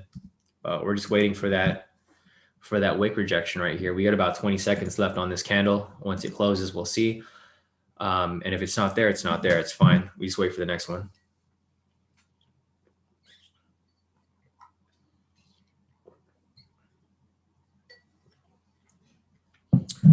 We got about 5 seconds left on this candle. It doesn't look like it's going to close. So I'll just set another alert down here. Let's see DAX, or actually we'll come back to it. Yeah, so no entry there, guys. We'll come back to that. Let me go back to silver over here. So let me go back from scratch. Sorry, guys, that I had to take a break from that. So anyways, going back to silver here for Funky. Here's a naked chart. The first thing we're going to do is turn on the K2SR indicator so that we can identify these zones. So I'll do this really quick. You guys can see how fast it is to draw these zones if you guys have the K2 indicators, because it pretty much does all the work for you. You're just outlining over them to confirm, what zones are valid and what aren't. Basically, when the zones overlap, you can just draw one big zone instead of drawing, multiple zones there to help with identifying, these rejection points, because obviously you don't want to take any trades when it gets to these rejection points, because they might cause to, certain reversals. So looking at this right here, Funky, once I have that drawn up, I'll zoom out from here and you can see that we have some perfectly drawn zones, right? You can see price comes up, rejects off the structure, comes back down, comes back up, and you can see the nice rejections off these structure points, right? So the reason why these are important is because if you're taking like for example here, if you're taking a buy, you don't want to buy when it gets near the zone, right? Because price ends up reversing back down. So for example, price reverses off here. You don't want to take any buys up there, right? And then again, same situation here. When price comes here, you don't want to take any sells, because if you take some sells around this area, what's probably going to happen is you're probably going to end up getting caught in a reversal, right? So that's why these zones here are very important, because you'll know where to trade and where not to trade. So once I have these zones drawn up here, I turn on the momentum indicator so that I can have a bias. So this is how I figure out what my bias is, right? For example, here we have a rejection from this point. We have a buy signal right here. And once we have this confirmation, it pushes up to the next structure right here, right? That's exactly what happened. So right now, there's two things that can happen. Price can either break above here and continue up higher, or price can reject off this point and come back down, right? We won't take any buys until price ends up breaking above here, because we want that confirmation. We want confirmation that price is continuing upwards right here, because like I mentioned, these zones right here can be rejection points. So what can easily happen here is this can just come right back down. So you don't want to take a buy until it closes above here, or else you might get caught in a reversal. So just looking at this here, the same pattern keeps repeating itself, right? It's like right here. This is where the move started. So we have actually not right here. We have a rejection from this point. We have a sell signal right here, but you can see that it was ranging within this area, right? So we have a sell signal here. We have another sell signal right here. But once it actually breaks the structure, like I was mentioning right here, when it breaks the structure below, it continues down further. Like right here, it breaks structure, it performs a break and retest, and then it just comes back down, right? And that's why you want to confirm when price actually breaks the structure, because if you guys hop into a trade right away right here, you can easily get caught on the wrong side of the trade. So like, for example, here, we would want price to either break above here, or if it rejects back down right here, we would want a sell signal to appear somewhere down the middle. And then as it breaks below here, down this area, then we would take the sell, right? Because it's the same pattern that I've been showing you guys here. So like, for example, it goes both ways. For example, down here, we have a rejection from this low. We have the buy signal right here. As soon as it breaks the structure, like I mentioned right here, when it breaks the structure, it pushes up to the next structure, right? It breaks structure again right here. Sorry, guys. Every time someone joins the room, it freezes my screen. There you go. So, all right. So like right here, rejection, buy signal, breaking close past structure, it pushes up to the next structure here, right? So it's the same pattern that we're looking for here. Breaking close past structure, it pushes up to the next structure. So just looking at this Funky right here, we want this to break above here. If it fails to break above here, then we'll be looking for a sell if we have a sell bias. But right now it's currently just ranging within this area. So for example here, this is basically what we're just waiting for. We're waiting for price to break above here or break below here. We don't want to trade within this area because it's just going to range back and forth, right? It's just going to go back up, then come back down, then come back up possibly, then come back down. And you can scalp within this area, but looking at this from an intraday perspective, obviously you want to trade within this little area because you're not going to make any money right here, right? You want to wait for it to break below or above. Like, for example, here, it breaks below here. I'm just showing you for an example. Look, rejection here, sell signal. And for example here, so this rejection happened here, price broke and closed past the structure right here. we had a sell signal right there. If you took that sell, you would have a nice little win right there, right? You could ride this down pretty heavily. Same situation right here for this buy, right? I know there's no zone down here, but if you look at this low right here, we have the rejection from this point. We have the break and close patch structure right here. We have the buy signal right here, and then it pushes up to this zone right here, right? It just goes from zone to zone. It's the same pattern every time. Break structure again right here. You take another buy right there. You ride it to the next zone right here, right? It touches the zone, but your TP is going to be right below it so that you can close out profit. And then you just do the same thing both ways. Rejection from here. Sell signal right here. And then you just take a, you ride this down right here. Obviously, rejection, sell signal, short position right there. You could ride this down to the next structure down there, right? Like I mentioned, because when this happens, when you see this pattern here, it usually pushes down to the next structure down here. It did a break and retest where it retested the structure up here, but then it ended up coming down all the way back down to where it was supposed to go. So just keep that in mind. That's basically what I'm looking at right now for silver funky. I'm just waiting for it to, break above or break below. So I'll look at the scalp perspective for it, but let me check out US 30 real quick. Looks like US 30 is trying to break this structure now. So it's going for this structure now. It hasn't been able to break above it. Here is the DAX. There's no entry here for the DAX. There's a rejection from this pivot right here, but it needs to reject off the structure too. Like I mentioned here, we need a wick rejection off the pivot and a wick rejection off the structure. Right here is just off the pivot, but not the structure. So we wouldn't take that trade there. There might be an entry here though, if this ends up touching the pivot. So we got about 3 minutes left on this candle. I'll go ahead and take a look at that in a little bit. But for now, we're just going to keep looking for some more trades here as we continue on. So let me go on the 10-minute real quick, and then I'll show you the silver analysis on the scalp. So let's go back to silver real quick for you, Funky. Let me see. There we go. Silver. Here's the 30-minute. Let me just pull up the zones. All right. So let's see. We have a. All right, perfect. So there's a zone right here, actually. And there's a zone. Let's see. There's actually a zone down here. So there's a couple entries that you could have taken right here, Funky, if you were scalping this. So anyways, looking at this here, I'm gonna turn off the zones. Looks like the first entry right here would have been down here. It's the same strategy that I'm applying for US 30. Right here, we have the wick rejection off the pivot in the structure. So for example, right here, if you saw this right here, right, the wick, this red candle is rejecting off the pivots right here and the structure. If you saw that, you would enter a long position right here. And then I'm not sure what the sweet spot is because I don't trade silver, but if you know what it was, if you enter that right there, full TP, right? Full TP right there. And then there's another entry that's actually available right next to it too. So if you missed that entry, there's another one right next to it right over here. So another entry right over there off that green candle. If you took that long position right there, like I mentioned, I'm not sure what the sweet spot is for this. But I'm assuming it's about like 200 or something like that, 150 to 200. If you took that trade right there, they both would have hit full TP right there as well, right? So 2 full TPs right there. And then again, right here, Funky, another one. I don't know. Let's see. There looks like this green one might have been an entry. Let me rewind real quick.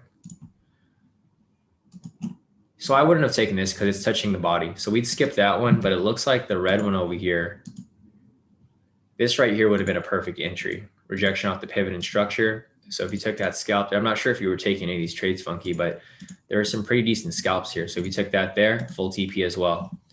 So there were some pretty good scalps there this morning, or 5 o'clock this morning, but there hasn't been anything yet, like for this specific price point. So no scalps for silver right now, but there were 4 back-to-back wins from London session up until this morning. So other than that, let me go back and see if there's anything else here. So US 30 finally broke this structure.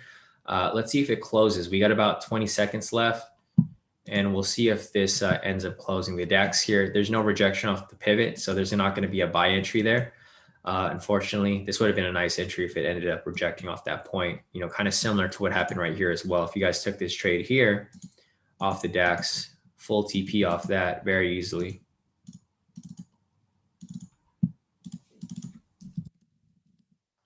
So yeah, if you guys have been trading the DAX, looks like there's some pretty nice entries here. There's a full TP there. Looks like there's another full TP, right over here as well. So no entry right there, but we're going to be looking for a possible entry.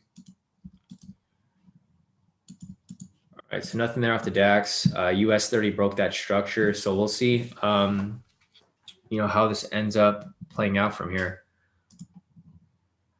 There's no scalps off that either. This market this week has just been not the best. It's just been going sideways for the most part, and then it breaks above, but then we have to wait for the actual entry. So there's no entry right here off US 30. But anyways, let me go back to the list over here and see what people are asking for. So let's see the next question. Portia said, "Hi Shawn, was that a valid buy in the DAX? Just oh yeah. So that's the one that you were just looking at, right, Portia? So you're looking at this. You looked at that previous candle right there. So this is the one that Portia was looking at. Portia saw this this buy scalp right here. So if you check that scalp right there, Portia, that would have been good. That's the most recent one. There hasn't been one since then, but this would have been the most recent one. And I'm sure this is the one that you're referring to. This happened about 40 minutes ago. So I think that's when you sent out that message. All right, let me see what it goes. Hey T guy, how's it going, bro? Morning. Let's see. Marcus said it's gonna make a new high, Shawn. I think I've been watching it since we got off yesterday. Yeah, I could see that happening too. So we'll see. Let me check real quick what's going on over here. Nice. Cheryl said, on vacation, catching a few scalps on my phone. Didn't know how people trade on these things. So Cheryl has been trading. She's on vacation right now. If you guys have been following, this is Cheryl's account. She changed her name to Making It with K². So she's taking some nice scalps. Like she's on vacation right now. She locked in 539. That's not bad. She basically paid for a vacation for the day. Is she on permanent vacation? It seems like it, huh? She's locking in like 10,000, 5,000 a day. It's like if I was doing that too, I'd probably be on vacation every day. But man, she's been killing it. So nice work, Cheryl. I'm not sure if you're on this live session. You're probably not if you're on vacation. But yeah, great work. So I mean, we'll see what happens with US 30 here, bro. I'm still waiting for it. You got anything on your screen, David, or you just waiting to? And I'm flipping back and forth. I'm watching everything, trying to make sense of what's going on. The U.S. pairs, it's same thing, right? The U.S. pairs are going down. Yeah. The DXY is trying to rally. SPY and QQQ, we're trying to figure it out. Everything's kind of like in limbo. The US 30 might hit that all-time high, like Marcus just mentioned. It's breaking right through these. I think these are liquidity zones right here. So, you know how people were entering shorts? So the shorts are heavy. It's like 72% of people short. So what I think happened here is like people try to enter, everyone enters like their sell limit right here, obviously. So like, I think the areas of like where their stop losses are like around this area. So this is like the first level of stop losses. It already broke through that. Here's the second level. Third level is above the all-time high right there. And man, this is just gonna, I think if it keeps triggering these like liquidity areas where like everyone's stop losses are, it's just gonna keep pushing up higher and higher. Like similar to what we looked at yesterday when I marked up all the stop loss areas. But we'll see. Yeah, I'm just watching it. I got that last up candle boxed up, the one that made the high. Oh, this one over here? Yeah. Yep, we'll see how this plays out, man. We'll see. All right, let me step away real quick. I'm gonna get a drink.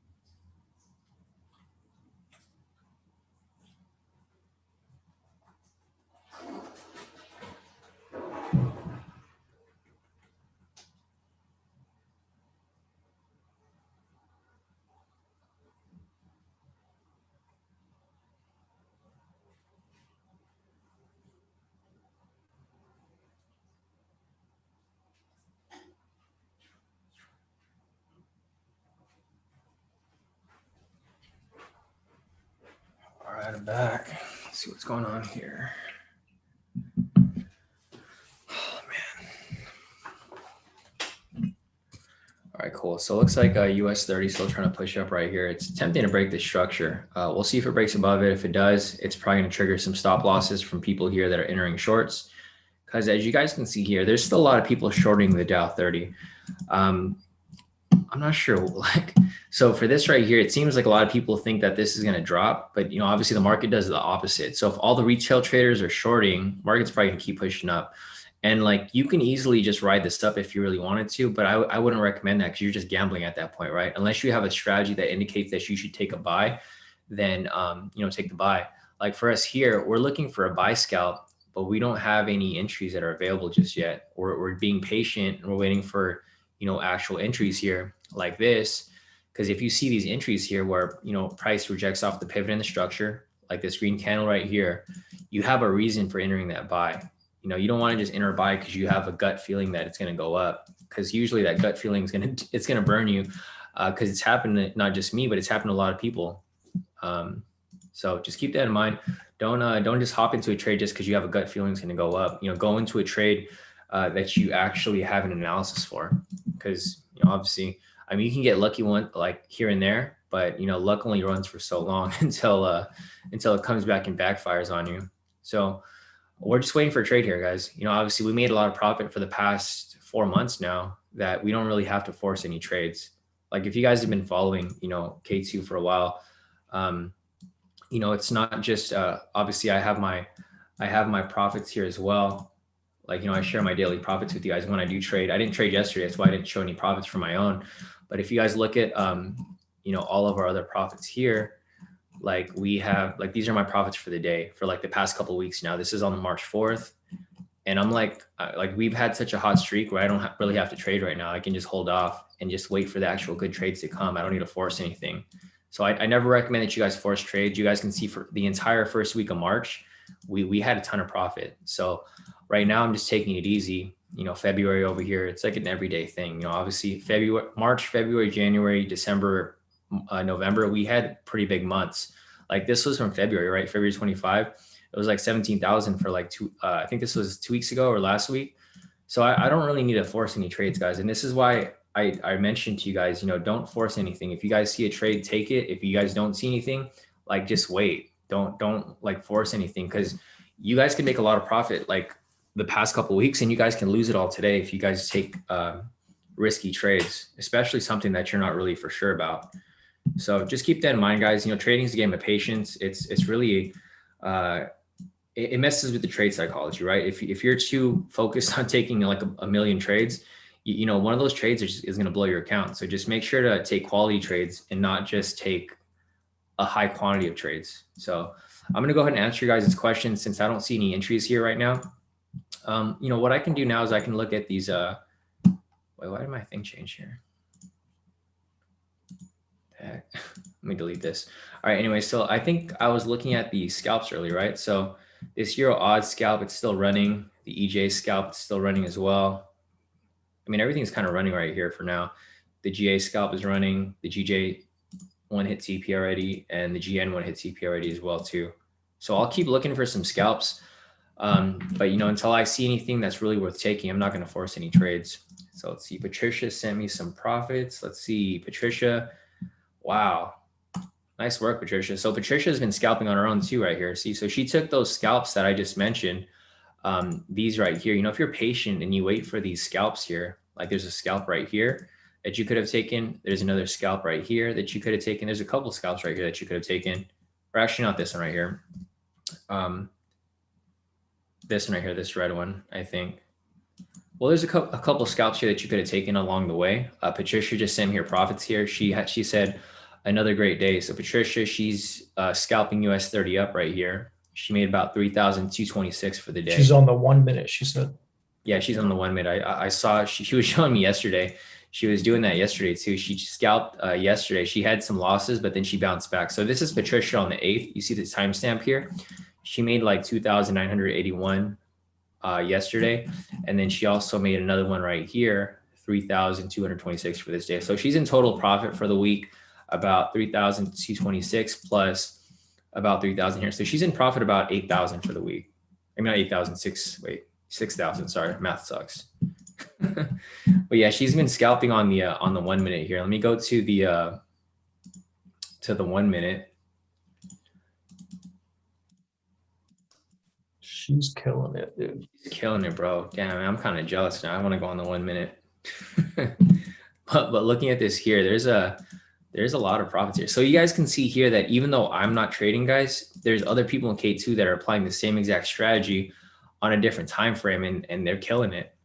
Like Patricia's on point. She's been killing it since she joined K2. It's like, see like right here, there's an entry off this point, off the 5 minute, where there's a rejection off this structure, rejection off the pivot. And you can catch some nice entries off that.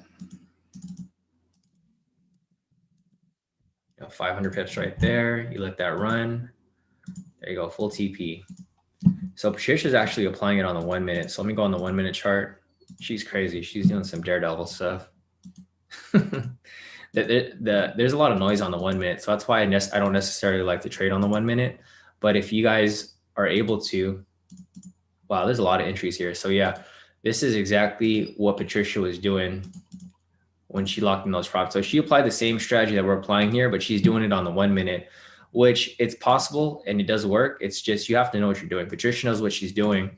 So that's why she's comfortable with applying this on the 1 minute. I mean, I can do it too, but it just moves too fast. I don't want to give you guys trades here on the 1 minute and then you guys end up, not following properly. But yeah, looking at this here, see, she took 1, 2, 3, 4, 5, 6 scalps right here. If you look here on the 1 minute, I can probably identify every trade she took. So she took one right here, that buy scalp. She took one right here, another buy scalp right there. There's 2 entries right here, another entry here. So there's a lot of scalps here that Patricia has been like locking in. There's a whole bunch right here. It's like a whole area of buy scalps right there. So all these areas right here, it's 1, 2, 3, 4, 5, probably 6 with like, I don't know, she took multiple ones here because she has 1, 2, 3, 4, 5, 6. She has 6 wins right here. So you can see right here, when these wicks touch these pivots, there is 1, 2, 3, 4, 5, 6, 7, 8, 9, 10. There's about 10 entries right here that you could have taken. And Patricia locked in 6 of those, where she took these buys here for US 30, applying the same strategy on the 1 minute. So you can see she made some pretty big profit off all of these right here. So nice work off that, Patricia. You're on point with those entries right there. Like for example, we enter a long position here because candle closes right there, full TP for about 250 pips. Again, right here off this next candle, another win right there, right? It just keeps adding up. And you can just keep applying. This is like every minute. So every minute she was locking in like a couple $100 off those specific ones. So nice work off that, Patricia. Let me go back to my normal charts over here and see if there's anything here. All right, so looks like US 30 is trying to break that all-time high right there. I kind of want to scalp here on the 1 minute now because Patricia's killing it. So I'll be looking on the 1 minute, guys. If I see any entries here, then I'll call them. But yeah, it looks like Patricia just made a ton of profit here from 7:30 up until she only traded for like 10 minutes and she locked in all that profit. That's crazy. Damn. Now I'm kind of jealous. I'm kind of jealous. I wish I did this on the 1 minute because she literally caught this whole gold mine here. This was only a few minutes. She locked in these profits within like 16 minutes right here. This whole golden row. She's a killer. Bro, she's killing it, man. It's crazy. Congrats, Patricia. I give you props for that because you've been trading on the 1 minute this whole week because we usually trade on the 10 minute, but the market's just been choppy. So we haven't been taking any trades, but Patricia's been killing it on the 1 minute. And that's great work. That's awesome. Glad to see that. All right, let me check this real quick. All right, everybody wants me to take a look at gold. So let me look at gold real quick. It's everyone's favorite pair, even though I hate trading that pair. It was funny during the live session yesterday with Rick. He mentioned that he was like, Gold made a massive push during London. Yeah, it did. So let's see. If I delete everything off the chart, I'll do the same analysis that I've been doing for you guys. So I'll zoom out from here, turn on the K2SRs to identify these zones. So let me go ahead and draw this zone above here. Draw this zone right here. This one there. Yeah, guys, and like I was mentioning, guys, you guys got to figure out what works for you, right? For me, the 10-minute works for me. That's why I don't go on the 1 minute, because there's too much noise. But if the 1 minute does work for you, like it does for Patricia, obviously, you guys can trade the same strategy on any time frame. You don't have to trade it on the 10-minute. You can trade it on the 5-minute, 10-minute, 3-minute, 1 minute, 1 second. It's really up to you what you feel like trading. If you feel comfortable trading it on those shorter time frames, you're more than welcome. Because obviously Patricia here is killing it, so it obviously works. So going back to gold over here, once I've drawn these zones right here, it looks like there's no lower zones within this area. But we should probably take into consideration some zones, because we want to identify, where the rejection points are going to come from.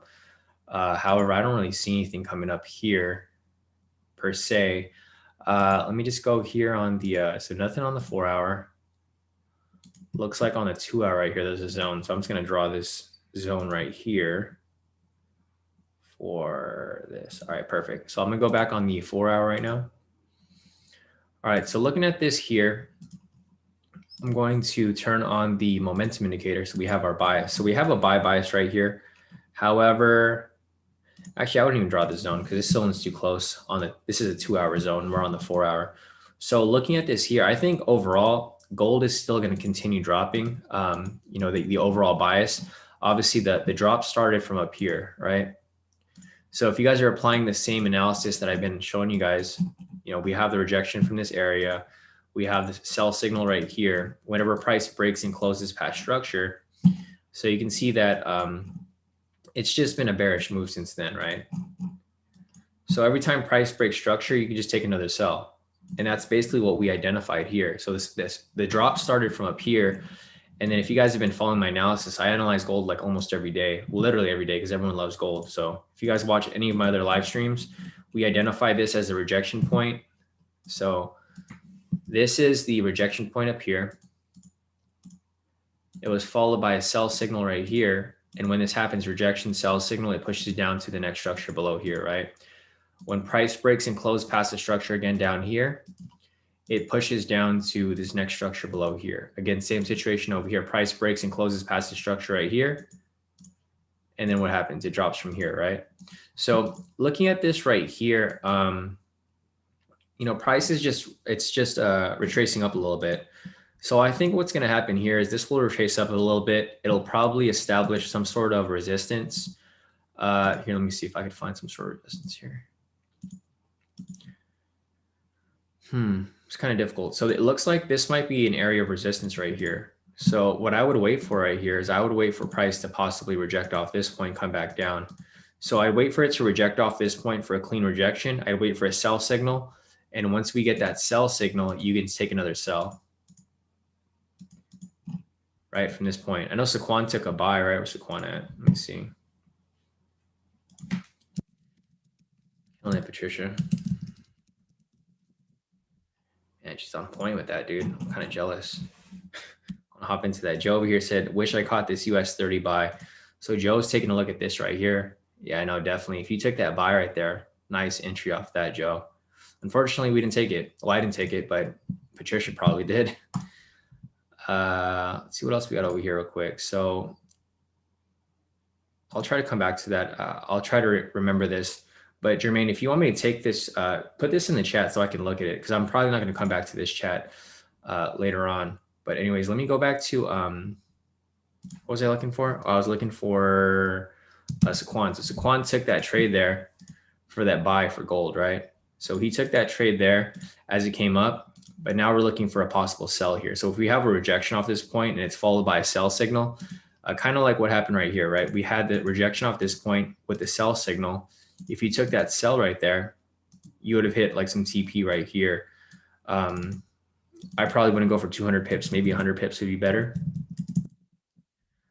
Yeah, if you took that there, or actually 100 pips might be too tight. I don't trade gold, so I'm not sure what the sweet spot would be, but I'm assuming you would put your stop loss above the structure here. So for example, if you entered a sell here, your stop loss would be either at the swing or above the structure. So if it was at the swing, looks like it would have hit TP right there for about 300 pips. If it was above the structure right here for about, let's see, 150 pips, that would have been fine as well.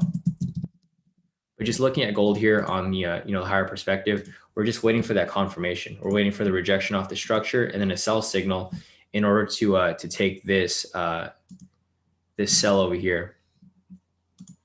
So other than that, I think we're good for this. But yeah, I do have a sell bias here for gold, guys, and the reason for that is because the DXY is strong. So let me go over here real quick to the DXY. So it pushed down slightly over here, but it's going to obviously it pushed down slightly right here, but it looks like it's going to swing back up. So if this swings back up, then gold will drop. However, if this keeps pushing down, then gold will go up, right? So just if you guys want to confirm, the direction of the dollar, just pull up the DXY right here, and then you can see how strong the dollar is because the dollar moves opposite of gold. So if the dollar is going down, gold will go up. If the dollar is going up, gold will go down. So I think the dollar is going to keep pushing up. If it does swing above these pivots and swings up higher, then you can expect gold to come right back down. So that's why we have a sell bias here, because the overall direction of gold is down, right? The overall direction of the dollar is up. So if it continues to push up, then we can anticipate this to push gold in that direction. But yeah, it's pretty much my analysis for gold. I wouldn't enter it yet. I would wait for confirmation and then take it when it appears. Back at US 30 real quick. Looks like the rejection happened right there. It failed to break the structure. So with that said, if this ends up closing with a sell signal, we'll probably take the sell. But anyways, back to gold. So this is my analysis for gold. I'll look at gold from a scalp perspective now to see if there's anything that you guys could have possibly taken, because some of you guys do apply the same scalp strategy on gold over here. So here's gold on the 30-minute. I'm gonna zoom out from this point. I'm gonna see if there's any zones over here that we could have taken. There we go. All right, so just looking at current price over here, it looks like there's a couple entries that that I guess could have played out over here. So let me just draw these zones right here. So it looks like there's actually I don't see any entries here for gold. All right, now. Yeah, not exactly. I don't know. Is this an entry right here? Might be. Let me see. So I don't see anything else that was playing out over here. Let me see down here. Yeah, I don't see any entries, but it looks like the most recent entry here would be a buy for this gold rejection right here. So looking at this here on gold, I'm gonna zoom in, and then you guys can see from this point right here, there is a wick rejection. It's a small wick rejection. It's not anything big, but it is a small wick rejection off this pivot and structure right there off that green candle. If you took that trade right there, it looks like this would have been a long position right there, and then it would have hit full TP right there for about 87 pips. So this might have been the scalp that Shawn took. So Shawn did take this trade right here, 243. He bought at 1706. Oh, he got this one right here. So I guess this zone might have been a little wider.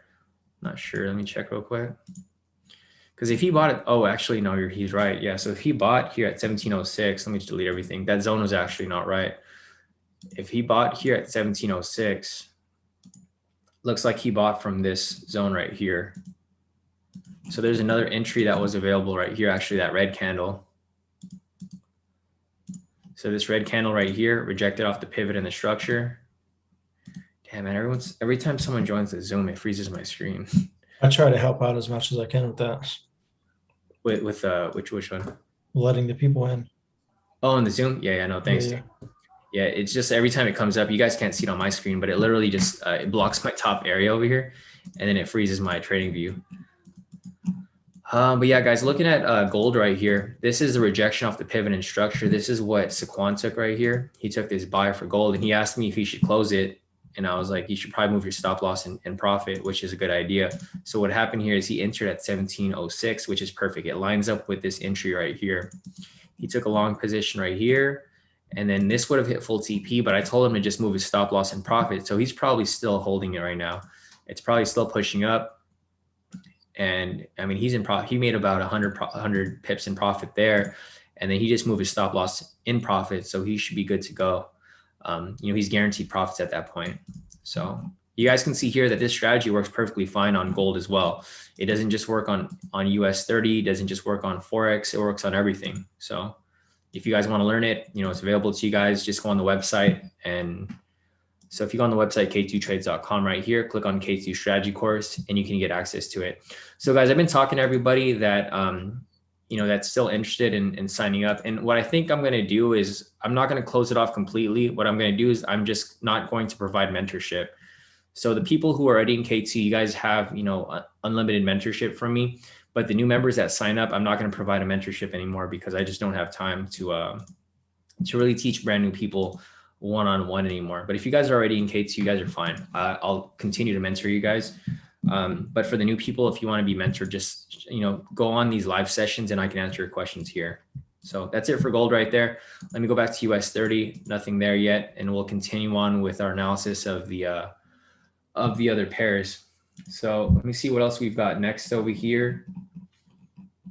Portia wants me to take a look at US 30. So yeah, Portia, just looking at US 30 here, we're still looking at the same thing. We're waiting for price to either break the all-time high or waiting for it to come back down. If it comes back down from this point, we'll be looking for a sell signal so that we can write it down, but there's no sell signal yet.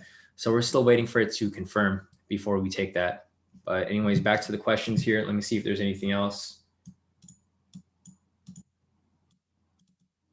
Kirsten said, did you figure out a day for a one-on-one next week? Kirsten, I gave you the dates in your messages. Did you not?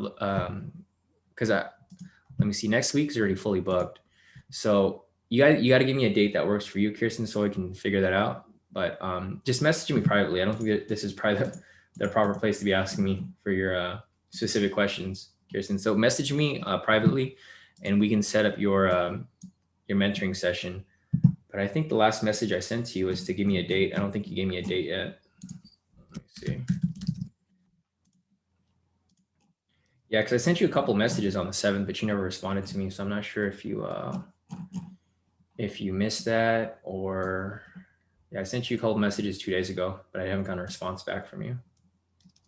So if you can check and then just give me a date that works for you, we can set that up. But I'm getting booked every day. I'm getting fully booked. So you have to book that session with me as soon as possible because I'm fully booked for next week already.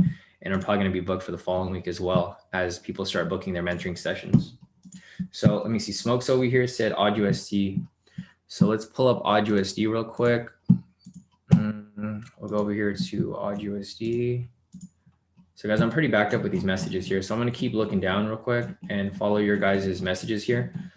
And then I will get to your analysis. So here's odd USD. I'm gonna delete everything off the chart. Take that off there. I'm gonna zoom out from this point. I'm gonna turn on the K2 SRs. And then I'm going to draw my zones for you guys over here. So I'm gonna start going through these pretty quickly, guys, because I was going a little thoroughly through the other pairs. But I'm just gonna zoom through these quick because we have a lot of questions to get through. And I'm still looking for some scalps as well. If we, if we end up getting anything here. But I'll get through your questions first before I look for some scalps because the market's just moving slow anyways. There's really no point in us to really get through here. All right, so I'm going to take that off right there.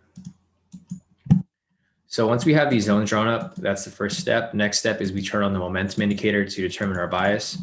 So right here, we have a bullish bias, right? We have a rejection from this point down here. We have a buy signal here. But the thing with odd USD is that there's so many zones here, right? So I probably wouldn't take any trades until it breaks above this area over here. So personally for odd USD, I probably wouldn't take this until it breaks above here. Or so there's one scenario, it breaks above here or breaks below here. It might break below, Smokes. I think this is kind of what I see happening here for odd USD because the dollar index is still pushing up, right? It's trying to push up. It just had a small retracement downwards, but I think it's going to continue pushing up. So I'm going to pull up the Aussie index right here. Yeah, this is where it gets a little tricky because they're both trying to push up, right? So like, for example, here, the Aussie index is bearish, but now it's trying to push up. The dollar index was bullish, but now it's pushing down. So with that said, this can probably just go sideways for a bit. So I probably wouldn't take any intraday trades for Aussie for the Aussie USD until it closes above or closes below. Because with these indexes right here, if they're kind of just going sideways, which, you know, obviously you can see right here, they're just going sideways literally for the Aussie index right here and for the dollar index. If this just keeps going sideways, this is going to go sideways too. And you don't want to enter this trade if it's going sideways. You want to enter it if it's trending up or if it's trending down. So I'd have to wait for this to confirm before, you know, we decide to take, you know, any direction for this trade, smokes. But I think for now, it's not really worth taking. You can see that the candle is like not even moving, right? So just looking at this here, if I zoom in, like there's literally like no movement for the AU. So I would just hold off on this from now, smokes. I'll take a look at it later to see if there's some actual movement. But I think currently right now for the Aussie USD, there's just no movement at all. So there's no point in there's no point in really taking this and then getting caught on the opposite side if it ends up spiking up or if it ends up spiking down. So just keep that in mind for the AU, and I would just hold off on that. Let me just check some scalps here. Maybe there's some scalps you could have possibly taken, but I don't really think there's really much for you to look at and take.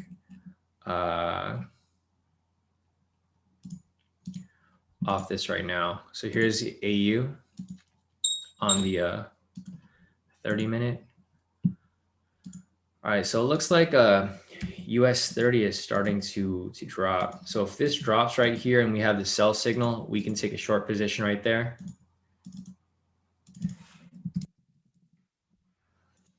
And we'll see how this plays out, but we'll be waiting for that.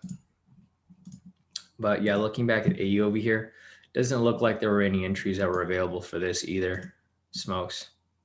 So I'll hold tight. It's just ranging, right? There's no entry for the scalps here either, because we would need a rejection off a pivot and structure, and there's just no rejection off there.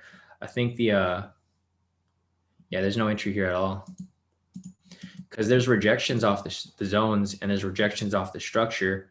I mean, there's rejections off the structure and the pivots, but they don't, you need one on both sides. Like we would need one where there's a pivot below here or with, you know, a pivot above here, but we don't have that on either side. So we don't necessarily have an entry available for AU. So I would hold off on AU until it breaks above or breaks below, because right now there's just not much going on. All right, guys, so let me go back to US 30 real quick. We have this pending sell right here. I'm going to get the sell set up for you guys here in the premium. If you guys decide to take that. So let's see, Ali took some sells right here. Nice. So Ali took this, he took that speculative sell. I personally wouldn't have taken that, but this could play out perfectly, Ali, because we're looking for a sell anyways. We're looking for a sell to build up. So you did take that sell from the top, which is fine. You know, you got in a little early. But for me personally, I try to wait for that full confirmation before we take that trade. But yeah, I mean, this can play out perfectly fine. Let me go ahead and I like it. You like it? Yeah, no, me too. It looks good. Especially with proper risk management. Why not? Oh yeah, exactly. Ali is perfect. Like he took it right there. He put his stop loss right above the zone that we had set up right here, and you know it's a decent trade. It's not bad. So I'm just gonna set this sell up for you guys once this closes. If it doesn't close, we're still waiting for the daily, aren't we? Yeah, this is this would be the daily entry if this ends up closing. So if this ends up closing here, this would be good to go. But I mean, until then, we just don't have that confirmation yet. Let's see, not necessarily, but I could see another pullback back to 32,110. 31. Yeah, I can see that too. Doesn't have to, but I could see it. Yeah, I can see it too. This is a pretty clean rejection right here too. You can see the last time it rejected off the all-time high, and then that sell signal, dude, that's a big drop. Yeah, that's what I'm saying. It doesn't necessarily have to, but I could see it coming back to around 32,110 and then falling again. And this was actually the daily entry from yesterday, bro. It's on point. It just came late. It came at 10:40, so we didn't take it. If it came like 30 minutes before, wow, that'd have been, yeah, we just missed it. Like I think we got offline like at 10:30, and then at 10:40 it came. And it was some BS, bro. That'd have been so good. Yeah, it's all good. I mean, it still would have been a risky trade because it was at the all-time high, so I probably wouldn't have taken it. But I mean, it's a pretty solid move there. It's a 3,000 pip drop. So we'll see. Nice. Steven just sent me his profits right here. So Steven said last one did not meet my rules. I shouldn't have taken that one. So Steven took he took a sell off silver, made 50 bucks, took a buy off GU, applying the scalp strategy, made 128. And then he had a small loss here for GJ, but he mentioned that that last one did not meet my rules. Shouldn't have taken that one. So nice work, Steven, off that too. So great profits all around, guys. Like, I'm not calling any trades here, but everyone in K2 is, they're just applying the strategy on their own and they're killing it. Like Steven over here took his own profits. Let's see, Ivan over here sent me. All right, I'll take a look at the Nasdaq too, Ivan. So Ivan sent me that. But yeah, looking at the saved messages here for today, this is the timestamp for today. Steven locked in about 92 bucks. Cheryl over here locked in 539. Larishna locked in 204. Marcus over here locked in 131. So it doesn't matter if you have a big account or small account, guys. Profit's profit. As long as you guys are locking in profit, that's all that matters. William over here locked in about 40 bucks. Saquon over here locked in 243. And then yesterday evening, Billy over here locked in about 4,350. So it doesn't matter if you have a big account, small account. As long as you guys are profiting, that's all that really matters, right? You just want consistency so that you can continue to grow your account and start trading big like everyone else, once you grow that account up. So anyways, back to the chat over here. Let me check if there's anything else that, all right, let me see real quick. Short Scene said AU scalp. So I didn't see any scalps here on the 30-minute Short Scene, but let me check out the shorter time frame because you might be referring to like the 10-minute, right? So looking here on the 10-minute, I wouldn't necessarily scalp this on the 10-minute. Reason for that's because it just moves too fast, right? And then if your spread's too wide, you're not gonna be able to catch these trades. So like looking at this here, I don't think I see any scalps here, short seen off the 10-minute. I'm not sure what time frame you're referring to. If you guys want me to look at a specific time frame, just put it in the in your question and then I can look. So it looks like there was one entry here that this might be the one that you're referring to because this is the most recent one. So no entries over here at all. And then the most recent one would be right here. Actually, this is like at midnight. So this is probably not the one you're referring to, but I don't see anything else here. Oh, actually right here. So short scene, sorry about that. You did mention this one over here because your question looks like it came kind of recently. So if your question came recently, it looks like you were referring to this scalp right over here, this red one, right? This red bearish candle right here. Because I don't see anything else over here. So I'm not sure if you're referring to anything else, but if you did take this one right here, this looks like this would have been a scalp there. And this is why I don't scalp on the 10-minute. It's like 10 pips, right? It's kind of impossible for you to really make much profit off this. I mean, technically you can. If you're going like super heavy lot size and you're going for 10 pips, yeah, you can do that. There's no drawdown there, straight to TP. But I personally would go at least on the 15 or maybe the 30 if possible. Because on Forex, it just moves too slow. It's not like a US 30 where you can get in and out like rather quickly. So the signal right there for US 30 didn't close, guys. We're still waiting for this to close for a sell signal. When it closes for the sell signal, we'll take the sell. But there's no signal. This might be an invalid signal. If that becomes the case, we might be looking for a buy instead. Damn, David, this thing's confusing, bro. US 30, because we got two false signals. So the market's really indecisive if that's the case. There's really no momentum that's really been confirmed yet. Damn, if this closes with an invalid signal, I don't know if we're going to have an entry today for the daily. We got about 4 seconds left, 3 seconds. Wow, okay. So it looks like we're looking for a buy now because this was in an invalid sell. So I'm going to draw my zones down here. It looks like this would be the next point of rejection down here. All right, so that's pretty much it for that. We're going to be looking for a buy now, guys, because we were looking for a buy over here, but it was invalid. Then we were looking for a sell, but this was invalid. So now we're looking for a buy again for a US 30 for that daily entry. So let me see what else we've got over here. So Lloyd said, is it best to look at the index of a pair before actually placing trades? You don't need to, Lloyd. It's not necessary, but obviously it's going to help with your decision making, right? So, like for example, if you wanted to take something like Euro USD, or I don't know what else would someone take. For example, like odd JPY, right? So if you wanted to take odd JPY, you can pull up the Aussie index with the Japanese index right here, and this would give you confirmation, you know, if price is going to be going in that direction. Like for right here, they're both bearish, right? So you probably don't want to take this trade. If they're both bearish, you're not going to want to take that trade because this is just going to go sideways. You need pairs that are going opposite of each other. So like, for example, here, I would just, you know, what I would do is I would look down the pairs here, see what I like. You know, looking at odd CAD right here, if I wanted to take a buy right here, I would pull up the Aussie index and then pair it with the Canadian index right here.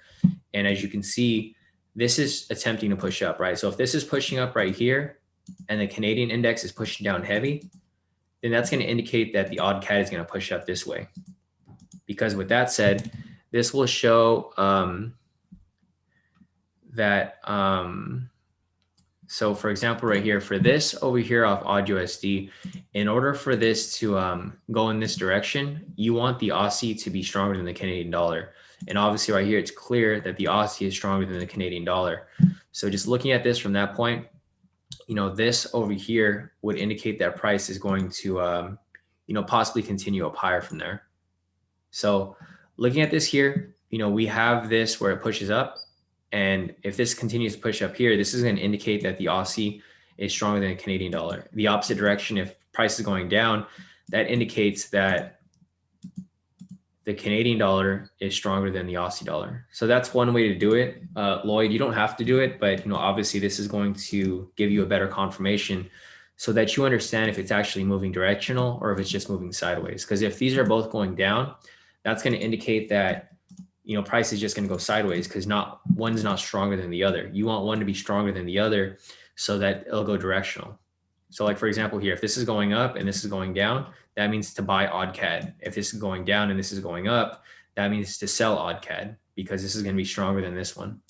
So you don't need to do it, but it is, you know, it's recommended if you want to have a better confirmation because you want to have that bigger picture when taking these trades. But anyways, going back to the chat, let's see, the next question is from Mr. Iglet. Mr. Iglet said UK 100 sell, Shawn. So let me pull up UK 100 real quick. So, I don't see a sell here for UK 100, Mr. Iglet. So let me check this real quick. So these zones here are pretty messy. Let me just fix these zones over here real quick. We have this zone right here. We have this zone right here.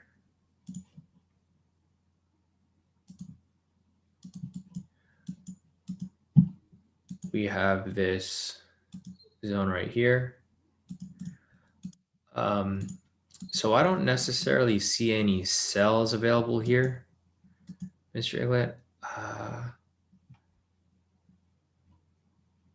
Yeah, because I wouldn't trade within this area right here. So you can see from, if I just hide the candles right here, I wouldn't trade within this area over here. So you would have skipped all these trades within this vicinity right here. Actually, I wouldn't even take any trades right now for UK 100. I would wait for it to smoothen out. So you can see right here, this is a smooth move up, right? So I would take buys here. I wouldn't take trades here because it's just consolidating and it's going sideways. So I wouldn't take any trades here. I would wait for this to come down here or swing back up here before I take trades. But just looking at this here, you can see the UK 100 hasn't been moving smoothly for a while now. So I wouldn't take trades in this area. I wouldn't take any trades in this area. But I would take trades here. I would take sells here. I would take buys here. I would take buys here as well. And if I turn the candles back on, you know, you can see right here, obviously, if there was some entries here, you could take them. But obviously, the indice market hasn't really been moving smoothly. It's been going sideways for the most part.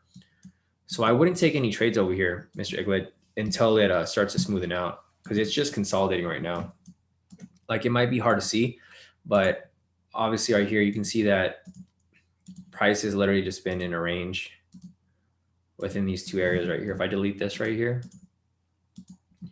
you can see that price isn't really going anywhere, right? It's just bouncing back and forth within these two zones.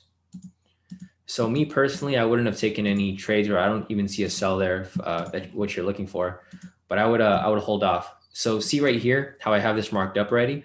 If price closes below here, it retraces back up and then comes back down, then I would take the sell in that direction. But right now it's just too choppy for us to really, necessarily want to take these trades here.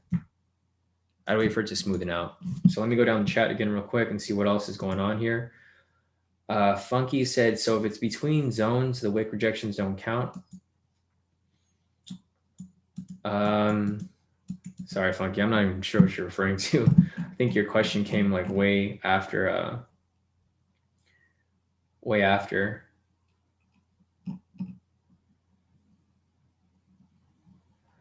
Mr. Egglet said, no, it was earlier across the pivot. So let me see. So you're referring to, I think you're referring to like these down here, right? I wouldn't take these trades here.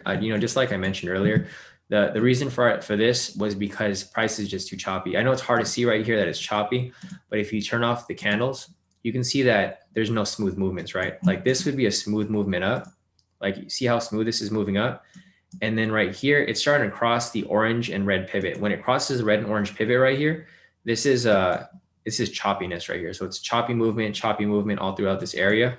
This is where I would take buys. This is where I would take buys right here, sells right here. This is choppiness. So like, I don't know if you notice this right here, Mr. Eagle, let me just, so this right here, choppiness. I wouldn't take any trades here. Right here is fine. I'll take sells here. I'll take buys here. Choppiness right here. I wouldn't take any trades right there. I would take buys right here. I wouldn't take any trades within this area here. It's too choppy. I would take some sells here. Choppiness right here. No trades. I would take buys here. And then you can see that it gets choppy, right? I don't know if you can see this, like what I'm looking at here, but you can see from the pivots, whenever it's fine when the green and yellow pivots cross over, because obviously they cross over, randomly. But when it crosses the orange and red pivots down here, this is where it becomes choppy. And I wouldn't take any specific, trades within this area. Here, here, here. I would take buys here. And then again, right here, I wouldn't take any trades here because price starts crossing the orange and red pivots. So I think you might be referring to like this trade right here, this sell, but I personally wouldn't take this one because of the choppiness of the charts. And obviously if you took this here, this probably would have been a loss, right? Let me see. Yeah, this would have been a loss. And that's the main reason why I wouldn't have taken that, because price is just too choppy. You want to trade this specific pattern when market is not necessarily trending heavily, but you want it to at least be moving smoothly, not necessarily where it's bouncing, back and forth. So yeah, quick answer to your question, Mr. Igwe, I wouldn't have taken this trade because I think this is what you're referring to, this sell right here, right? And there's a couple entries here. So there's a sell there. There's also a buy that's available right here. But like I mentioned, I wouldn't take any of these trades because it just keeps bouncing, back and forth from here. So that's my analysis for UK 100, and it's just too choppy for me to want to take those specific trades right now. So that's it for that. Let me go back to US 30 real quick. Okay, no entries there. I'm just going back and forth to see if there's any entries because I just don't see anything available at this time. Funky said, I mean, if it's between two zones close to each other, you have a rejection from both zones. Do you take an entry if one wick touches the pivot? Yeah, Funky. So if there's an entry on one side, then you would take the trade. But if there's an entry from both sides, you wouldn't know which trade to take, right? So that's why you don't take that specific one. However, if there's an entry on one direction, like if you have a wick rejection like this right here, so you have the wick rejection off this pivot and the structure, that's completely fine. You can take this buy here.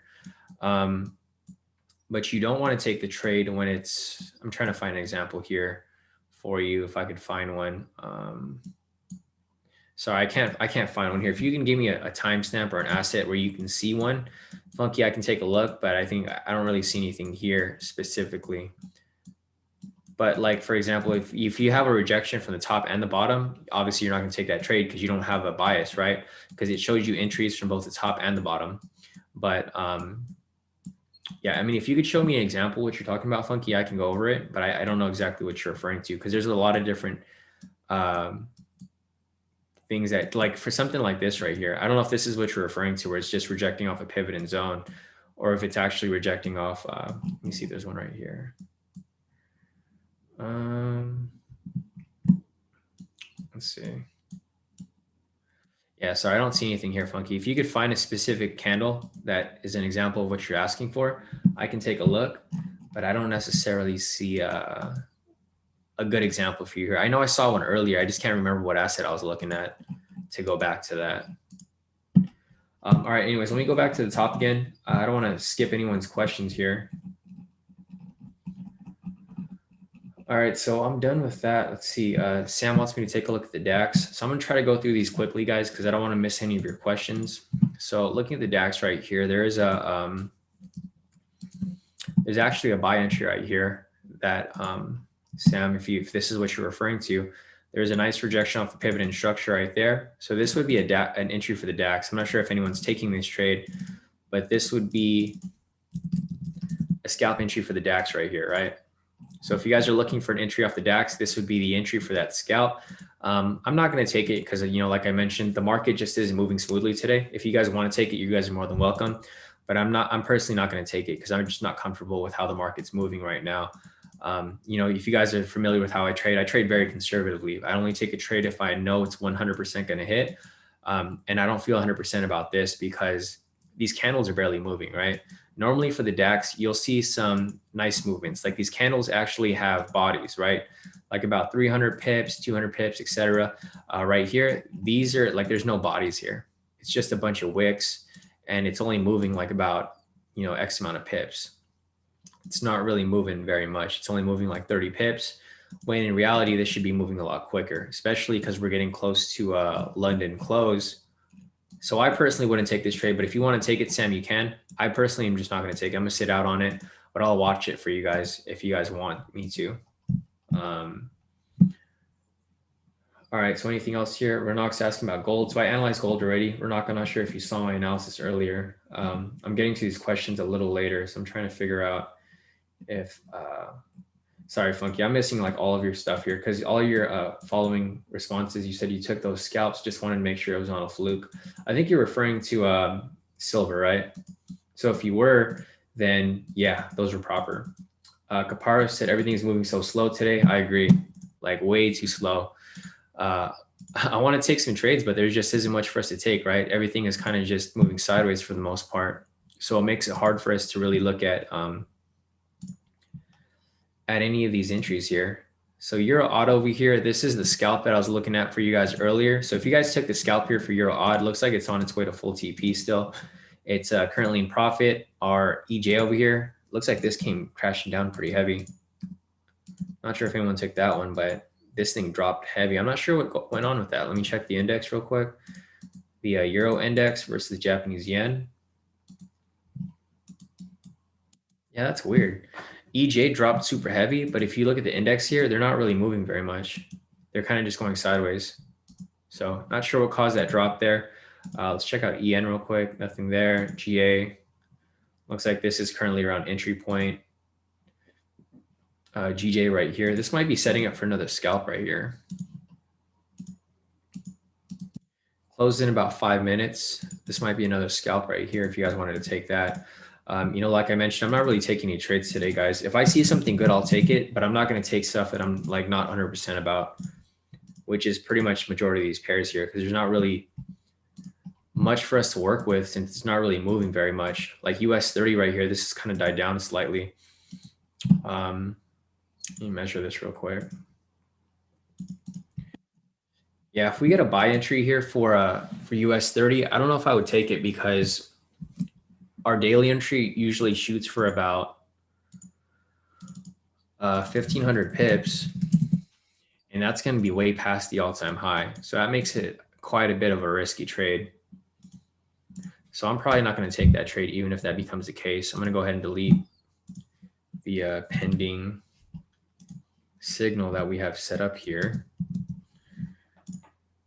Let's see.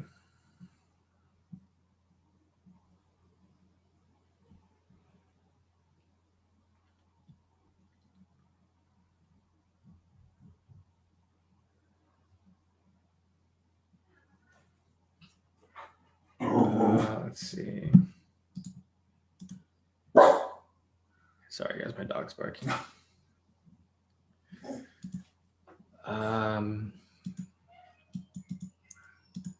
Okay, cool. So Kirsten, I do see your message here. I mean, you're asking for a 9 a.m. mentoring session, but that's going to be impossible because I have the live session during that time. So I think you'd have to figure out a time that works better. Obviously, you know, the morning session won't work because these live sessions are going to be held every morning. So I wouldn't be able to have any mentoring sessions for you around that time. You're going to have to work around the times that are available, which is going to be afternoon time Pacific. So if you can figure out a time that works good for you, I can set that up. But that 9 a.m. is just going to be impossible because we're trading during that time. So yeah, if you want to send me over the you know, the better times for you, we can look. But it's not gonna work 9 a.m. That's going to be impossible for us because I'd have to, you know, to help you out, I'm gonna have to give up these live sessions for everyone else, and there's a majority of people here that need help as well. So unless you want to just ask me questions on here, we can do that. But I can't take away the live session just to have a mentoring session with you. Sorry. So if you want to set up a different time, let me know. But I'm not going to be able to you know, go off this live session just to have a mentoring session. So, all right, let me go back to the questions over here and let me see if there's what else we have here. All right, so Funky wants me to take a look at CAD/JPY. There's the buy signal right there for US 30.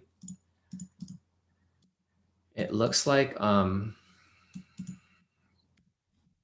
yeah, this right here. Well, I'm not going to take this trade, guys. So if you guys want to take the trade, I'll give you guys a signal, but I'm not going to take it myself. Because like I mentioned, if we take this daily entry here, it's going to have to push it way past the all-time high. And I think that becomes a bit risky for us to want to take right there. So this is what we'll do. Like if you guys want to take this daily entry here, once this closes, then I'll probably scalp it above. But I'm not necessarily going to, oh, here's the DAX trade that we were just looking at. So if you guys took that DAX buy that I just called like a few seconds ago, it's currently in profit. It's pushing up really nicely right now. So let me go over to US 30 real quick. And this right here, this would be,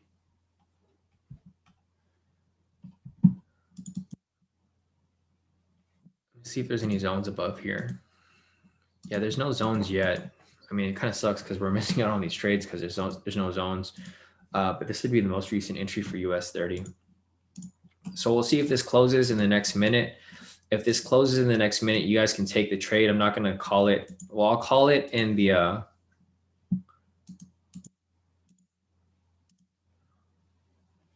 damn nice. Marcus just locked in another full TP. Nice work off that, Marcus. He's trading off the 8-minute time frame. I've never seen that before, but if it works for you, keep doing it. That's the main key. You know, the main key is just to keep applying what you're doing there. Yeah, 8-minute time frame is crazy, bro. I've never thought about looking at that. So we got about 40 seconds left on this candle. If this closes right here, you guys can take this buy. However, I'm not going to take it. I'll take some scalps on its way up, but I'm not going to take this big move here because this move is just too big and too risky for me to want to risk it off this, since it has to pass the all-time high. You remember the price I said it would come back to? Didn't necessarily have to, but it probably will. Oh, to the 31? 32,110. 32,110. Go check the current high. Yeah, this one right here. 32,110. Looks like it's touching. Would you take this buy, David? I don't know if I would take it, honestly. I'm not really interested in buys. Mm-hmm. Yeah, guys. So if you guys want to take this buy here, this would be the daily entry, but I'm not going to take it myself. It's just this thing is just too risky for me. It has to break past the all-time high, and it has to push an extra. Here, let's see. It's gonna have to push another 1,000 pips, which is just, this is just way too risky for me to want to take. So I'm not going to take this, guys. But if you guys want to take this daily entry, you guys can. Here's the parameters if you guys decide to take it. Entry points 32,107. Full TP would be 32,257, and the stop loss is going to be 31,957. So This is going to be the daily entry here. I'm not going to take it. It's just too risky. I'm not interested in taking any buys. If I do take some buys, it'll be for some scalps, but nothing off this big move looks safe to me at all. So I'm not going to take this trade, but if you guys do, it's available for you guys. But yeah, Dave, this is too risky, bro. I wouldn't even think about entering this right here. Last thing you want to do is enter this trade and then it ends up reversing on you. See 750. Yeah, they have to. I agree, man. Yeah, TP1 is not even. It's still above the all-time high, pretty heavy. So yeah, I'm not interested in buys. I'd rather wait for a sell confirmation. Yeah, not gonna personally. I mean, that's just me. Yeah, no, same here. I'm in the same boat. Dude, look at US 30. It's literally just been ranging from the all-time high up until this low. Sideways. It's kind of weird because usually you see it move like Tuesday into the week. Yeah, I know. Definitely some odd stuff going on. Yeah, guys, I'm not gonna mess with it. If you guys want to take it, you guys can. If not, that's cool because we're not taking it. But anyway, I didn't even realize there was an invalid sell. Oh, for this one here, yeah. So we had an invalid buy and an invalid sell today. Right? Yeah, it's usually you get one and then you get the proper one next, but they're both invalid. So price is super decisive today. Yep, not gonna mess with that. But let me go back to the chat again, see what else I'm missing. Okay, Funky said full TP, never mind. So she was looking at CAD-JPY sell entry. I'll just pull that up real quick to show you guys what we were looking at here. So CAD-JPY sell entry right here. So this is what Funky was looking at in the chat.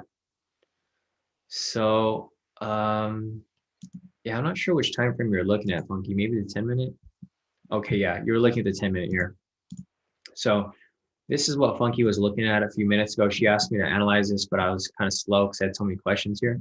But Funky identified this sell here for a scalp. So she identified the rejection off the pivot in the structure right there. And with that said, she took a short position right here, or she thought about taking it, I'm assuming. And it looks like it would have hit full TP there for about 25 pips, it looks like. Yeah, so nice work, Funky, if you took that sell for CAD-JPY. And you guys can see here that this works on all time frames. It's not just a 10-minute, it's not just a 30-minute. It's really up to you how you want to apply it. Because obviously the same entry kind of appears on the 30-minute, it just isn't as clean. If you go on the 15-minute, it's the same entry there as well. So just just a reminder, you guys can apply this on any asset, any time frame. It's really up to you guys, what you guys like to trade, what your trading personality is. And it's easy for you guys to master this. It's not that hard.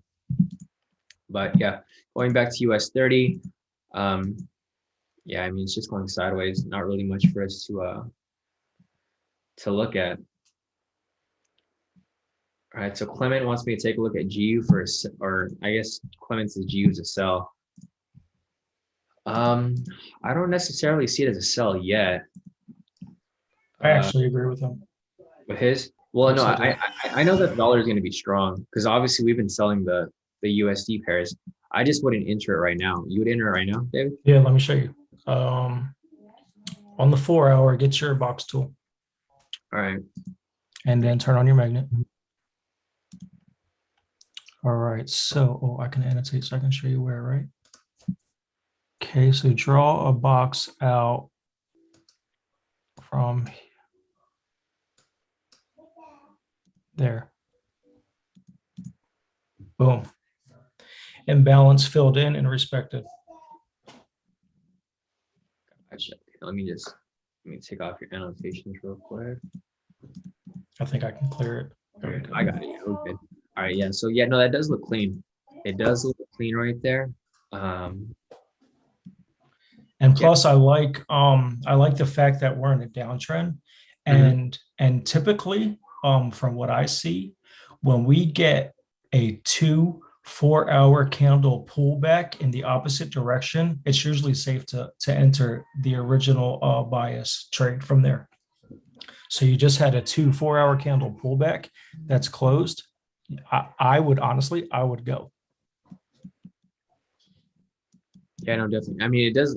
I do have a sell bias for this. I mean, if you wait for another sell confirmation, you're going to miss 50, 60, 80 pips.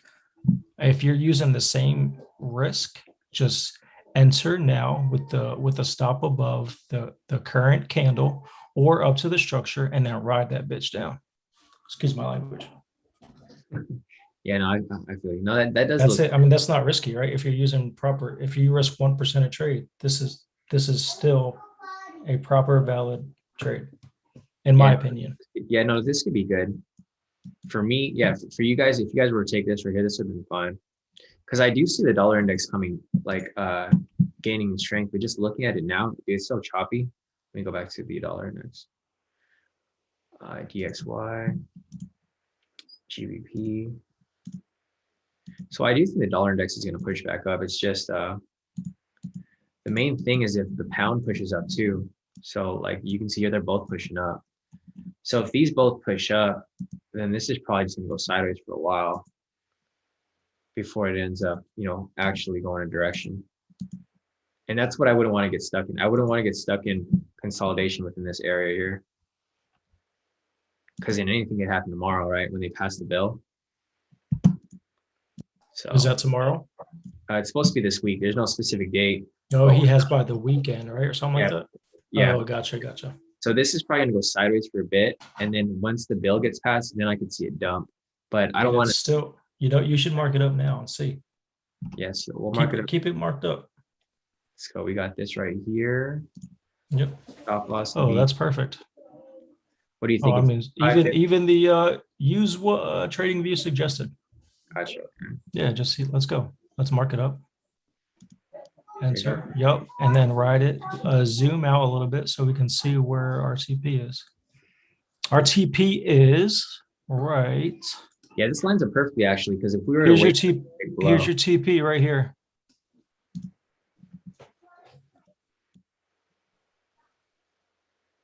Damn, 200 pips. That's your TP for the rest of the week. Okay, for the rest of the week. Yeah, we can see that. So we'll see by Friday. I think it'll play out. I think definitely it'll play out, but just me being careful, I would wait for it. But you know how I trade, obviously. I wait for it to break the structure. Yeah, I know. Yeah. Yeah, because I would take it right here. If it breaks below here, I would take that for like 40 How many pips you miss if you wait? A lot. A lot. So I'd lose about 50 pips right there. But here's the way I think, right? Your risk is still the same. So there's actually no more risk involved. Yeah, no, you're right. I agree. Because I'm still risking 1% too. So it'd be the same thing.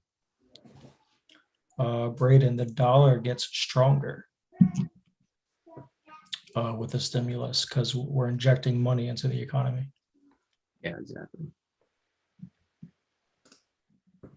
We'll see. Or actually, isn't it opposite? I thought it would be opposite, David, because because what happens when they, because they're gonna have to print money, right? So if they're spending, right? So they're putting it in. So yeah, theoretically, the dollar gets weaker because we're printing money, but the money's getting put right back into the economy is the thought, right? Yeah, you might be so right. So it's the short term dollar strong, like just very short term, but it's overall it's very bad for the dollar. Very bad. Yeah, exactly. I agree with you there. So yeah, no, that's right. I do agree with you on that. So with that said, the dollar will be it'll be strong temporarily because they're going to be stimulating the economy, but then overall the dollar, they're printing money, so it's just going to be weaker against other currencies. Yeah, I mean, we'll see how this plays out, dude. Hopefully it does. I think it's going to drop, honestly. I think it's going to drop, but I don't know how. We'll see what happens when the stimulus comes out because generally, yeah, I'll lock this. There we go. Right, back to US 30. The US 30 is pushing up actually. That still messing around. It's still messing around. I don't necessarily see it pushing too high. It might break the all-time high, but I don't know if it's going to reach all the way up here. This is a big push. All right, so let me go down the chat real quick, see what else I'm missing over here. All right. So yeah, we looked at GU. Shawn said, what's up with gold? So Shawn wants me to take a look at gold real quick. Pull up. I was just looking at gold earlier, so I'm not going to remark it up. I'm just going to show you what I looked at earlier, Shawn. So basically right here, gold isn't really moving. It's rejecting off this structure right here. We're waiting for a sell signal. Like we're waiting for this rejection, and we're waiting for a possible sell signal in order for us to take this trade. But we've been watching gold for like the past 4 hours now, and it hasn't even moved. It's literally just been in this area. Because this is the 4-hour candle. So since 6 a.m., about 3 hours ago, it just hasn't moved at all. It's rejected off it and then hasn't moved. But we have a sell bias for gold right now. So let me look. Nice. So it looks like Luis locked in some more profit. He said another great trade. Awesome. So let's see. Byron's asking, hi dude, can you check GJ please? Don't worry, it shows GJ. It shows GJ. Oh, okay, thanks Byron. So yeah, so I looked at GJ already, so it looks like Byron's good to go. Marcus said they love in the 1 minute. Great job, Ray. Yeah, definitely. Patricia's been killing it with those 1 minutes. I can't do it, but I know some of you guys can pull that off. It's just not something that I usually mess with. She's a straight killer. Yeah, she's killing it on point. So I see, I'm just going to skip through the chat because I see a lot of you guys having side convos there and some people have responded already. Oh, I see a response. Thanks, David. Peter said the market is on lunch break, barely moving. Yeah, I agree. The market's not really moving much right now. It's kind of just, it's just going sideways for the most part. But we're still looking for some possible entries here. US 30 is pushing up. Wow, look at that big push, David. It's going to break the all-time high, dude. That's crazy, man. I'm going to look at the... She does whatever she wants. I know, exactly right. Let me see if I can hop into these 1 minute scalps with Patricia over here. Just killing it. Looks like you would have missed. Let's see. Another one. Oh, damn, right here, huh? Or no, actually, no.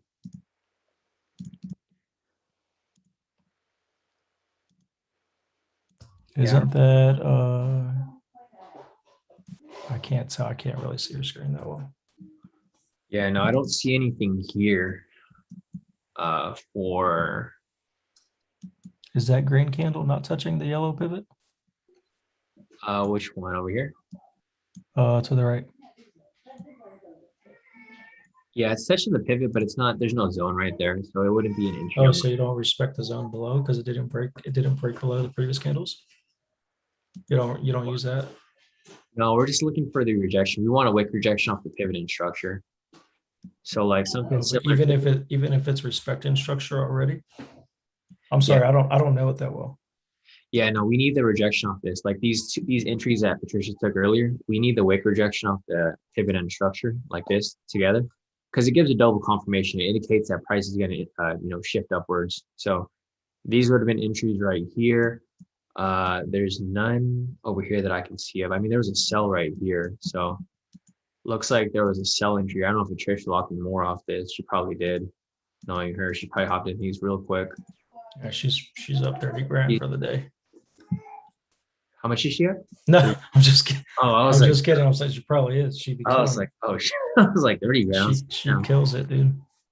Yeah, there's a lot of scalps here that she probably locked in these two, these sells right here. I don't know. The 1 minute just moves too fast for me. I don't like trading it because it's just there's too much noise on it. But if she did lock these in, these look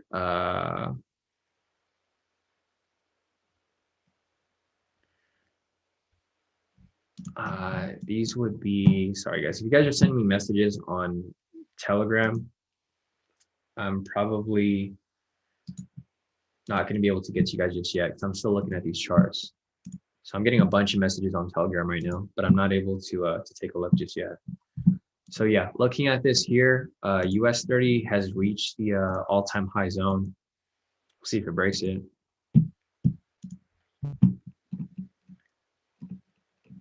Yeah, definitely, no problem, Smokes. Just saw your message right there. Marcus said, hey, Shawn, do you have the 8 minute? Take a look at that. Just hit a zone. Man, it's crazy. Marcus is trading on like these crazy zones. The 8 minute, I'm sure it works, but let's just play it out. Let's see, 8 minute right here.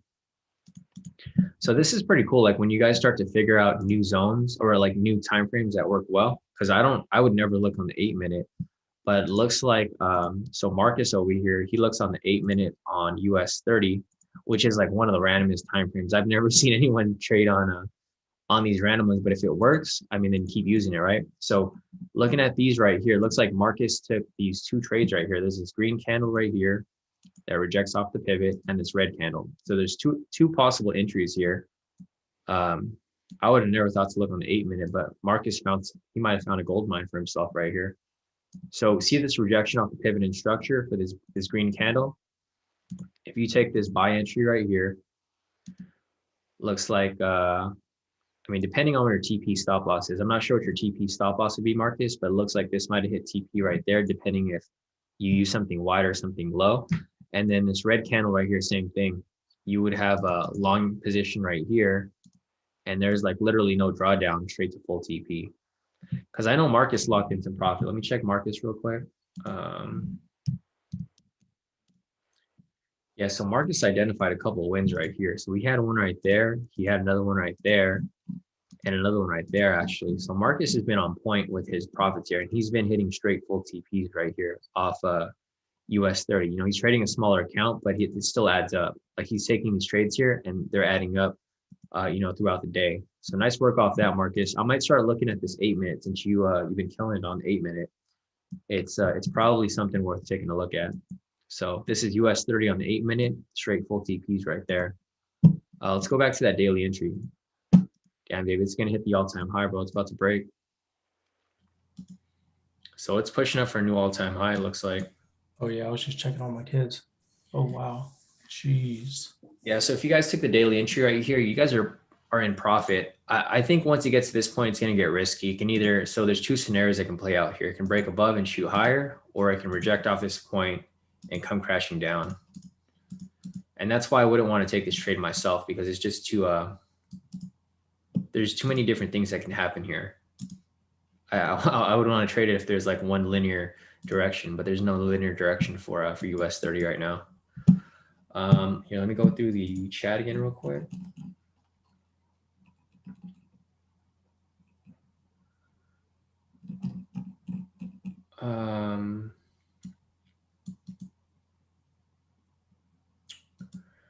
Yeah, sorry, Funky. I'm kind of mixed up with your question here, because I think this is what I was looking at earlier. I wasn't able to find an example though, but if you can find an example, Funky, I can take a look at it. I just don't have anything in mind right now.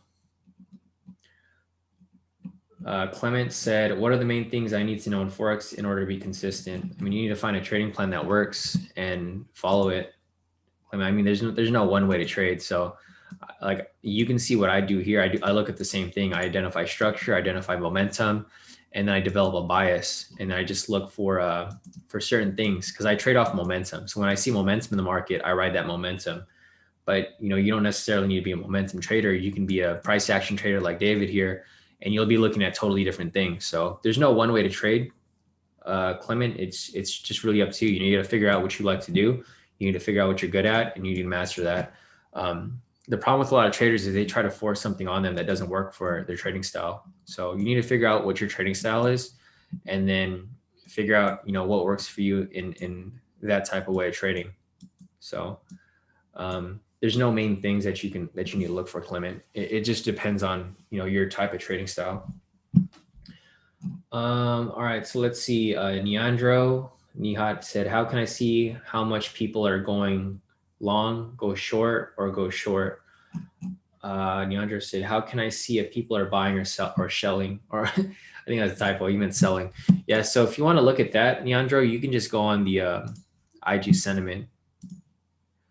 So if you go to Google and then you search IG sentiment, so like right here, if you, depending on what you're looking for, right? If you're looking for US 30 sentiment, you can just type that in, and then you'll go to IG, the website right here, click on DJI, and it'll show you where the retail traders are trading right now. So you can see that 74% of people are short for the Dow 30. So with this many people short, this is going to indicate that price is going to go the opposite direction, right? And that's why I don't want to mess with this right here, because it's at an all-time high, and everyone is trying to catch that short position, right? Because they think, oh, it's at an all-time high, it has to drop. that doesn't necessarily mean it's going to happen. Just because people think it's going to drop doesn't mean it's going to drop. It just depends on what the institutions and market makers decide to do. If they want to push it up higher to stop everyone out, that's what they'll do, right? There's no one way of doing it. So if that becomes the case, like for example here, if you look at where people are entering short positions, they'll probably enter from this point right here. And what I think is going to happen is if it breaks this all-time high,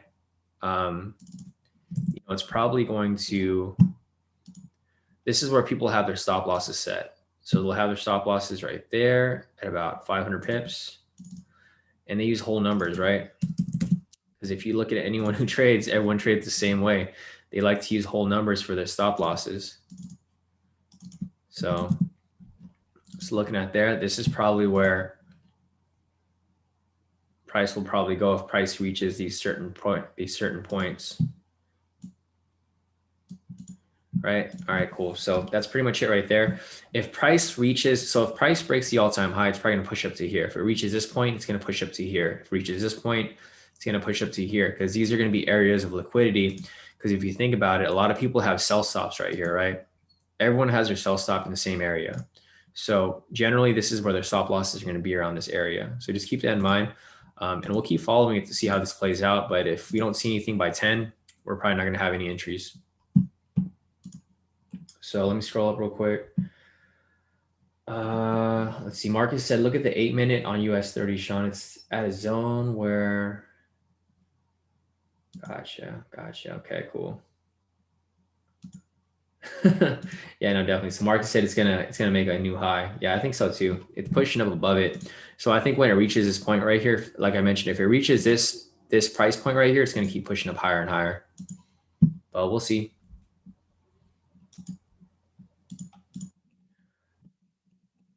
Nice. So Kel said I'm in a buy at 32,053. TP's at 32,200. Oh, you're solid, Kel. So like I was mentioning, when price breaks this all-time high, everyone has their sell limits right here. So we're going to look at the sentiment, and this is probably going to increase. So it's at 74% now. So people are jumping into these sells right here because they think price is going to drop.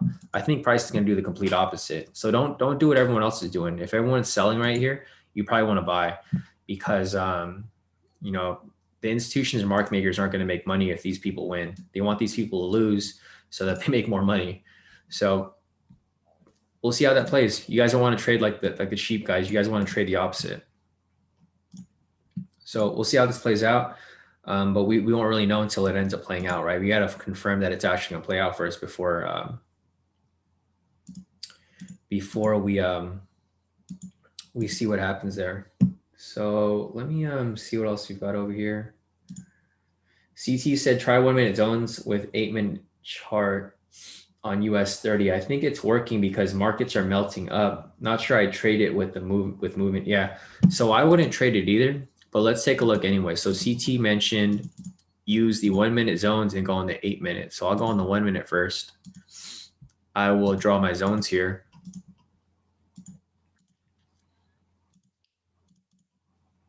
And look at you guys over here being creative. So we'll see how this ends up playing. Yeah, no problem, Leandro. Looking at this here. Let's see, you guys are getting super creative with these, going on the 1-minute for the zones and then trading on the 8-minute. This is what's cool about K2, guys. So if you guys are in K2, we're all here for the same mission, guys. We're all here to profit, right? So if someone in K2 finds something that's profitable and something that works using the K2 indicators, we all share with each other here because we're all looking to profit. Like there's no scarcity effect here. Like this is what I was mentioning with Rick yesterday. A lot of people, when they find something with trading, they don't like to share it because they think like, oh, I can't share this because it's going to mess with my trading. If you're scalping, it's not going to mess with your trading because literally everyone is looking at something different. And we're just looking for these short little moves here. That looks pretty good. Oh, for the 1 minute? That looks pretty good, actually. Dude, right? Yeah. There's a bunch of entries here. Man, I can see why Patricia's banking right now because she's locking all these profits here. Like she locked in, I think this scalp over here. Yeah, she locked in a scalp right there, full TP. She locked in a couple scalps in the other direction over here, another full TP. Another one right there. Damn. You guys are killing it. So let's see, we got the 8-minute there. So here's what, okay, I see what you guys are looking at. So this is what Marcus and CT saw right here. So here on the 8-minute, you can see this red candle right here rejects off this pivot and structure. So if you guys took that trade right there, full TP right there for 500 pips, and then again right here off this green candle, it's doing the same thing, rejecting off that yellow pivot in the structure. Another full TP right there. Damn, there's a lot of full TPs here. So I don't know how you guys identified this, but you guys are crazy. CT and Marcus over here doing some little magic tricks. They got this full TP off here, right there, 500 pips. This green candle again right here, another full TP off that right there, and then this red candle. So there's a bunch of back-to-back wins right here, actually. I'm not even sure how you guys figured this out, but this is really good. So this red candle right here, rejection off the pivot and structure, full TP. This green candle right here, rejection off the pivot and structure, full TP. This red candle right here, same thing. Rejection off this green pivot and structure for another full TP right there, right? So if you guys put these all together, that's 1,500 pips in total if you do 500 pips each. Yeah, I mean, those are really good. I'm not sure how you guys figure this out, but this is actually really nice what you guys hit over here.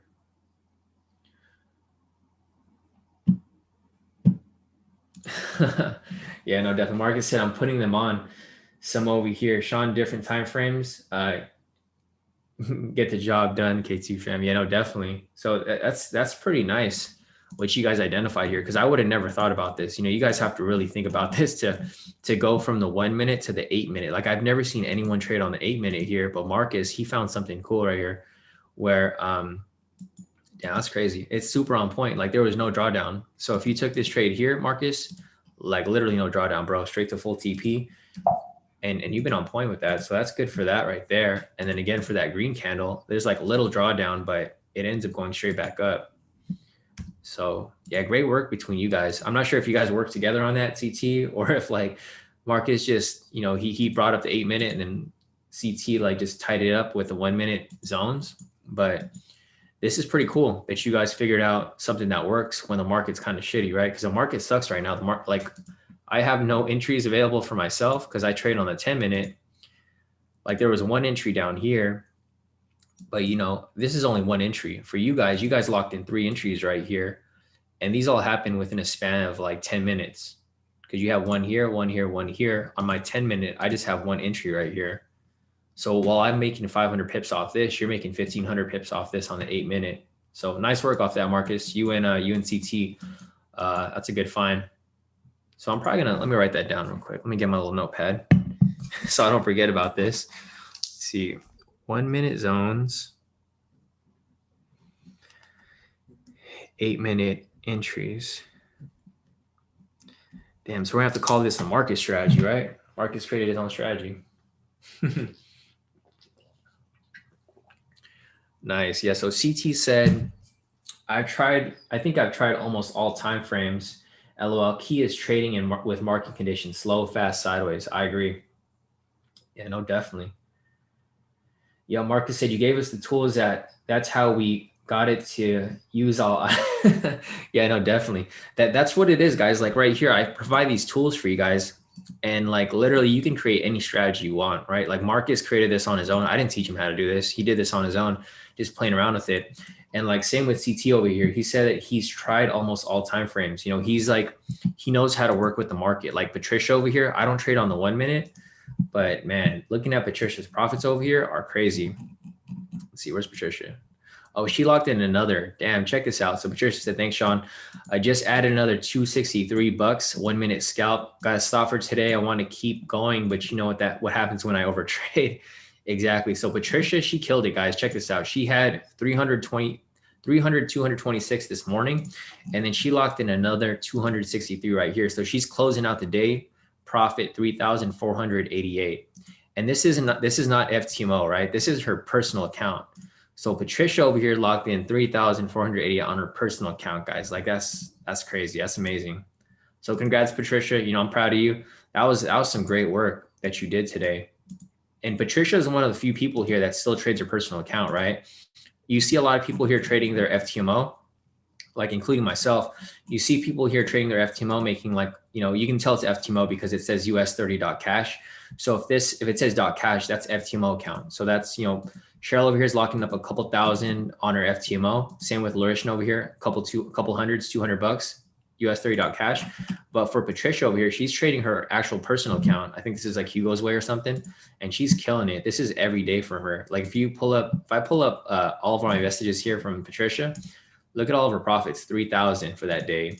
She locked in 3,000 off that one. She locked in 2,900 off that day right there. Patricia, she locked in 1,000 off that day. She's killing it, dude. Like every single day, like March 3rd. This is just from this week. She's killing it. 2,000 right there. 1,900, 1,700. She's on point. 2,400. Like every single day, she's killing it, guys.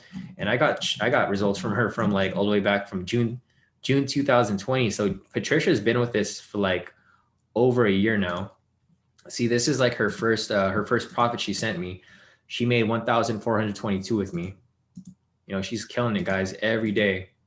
So just keep that in mind, guys. If you guys learn this strategy and you guys figure out how to apply it on your own, you guys can do this on your own. You guys don't really need my signals. You guys can just trade on your own and kill it, you know, all by yourself. You don't really need me to walk you guys through this.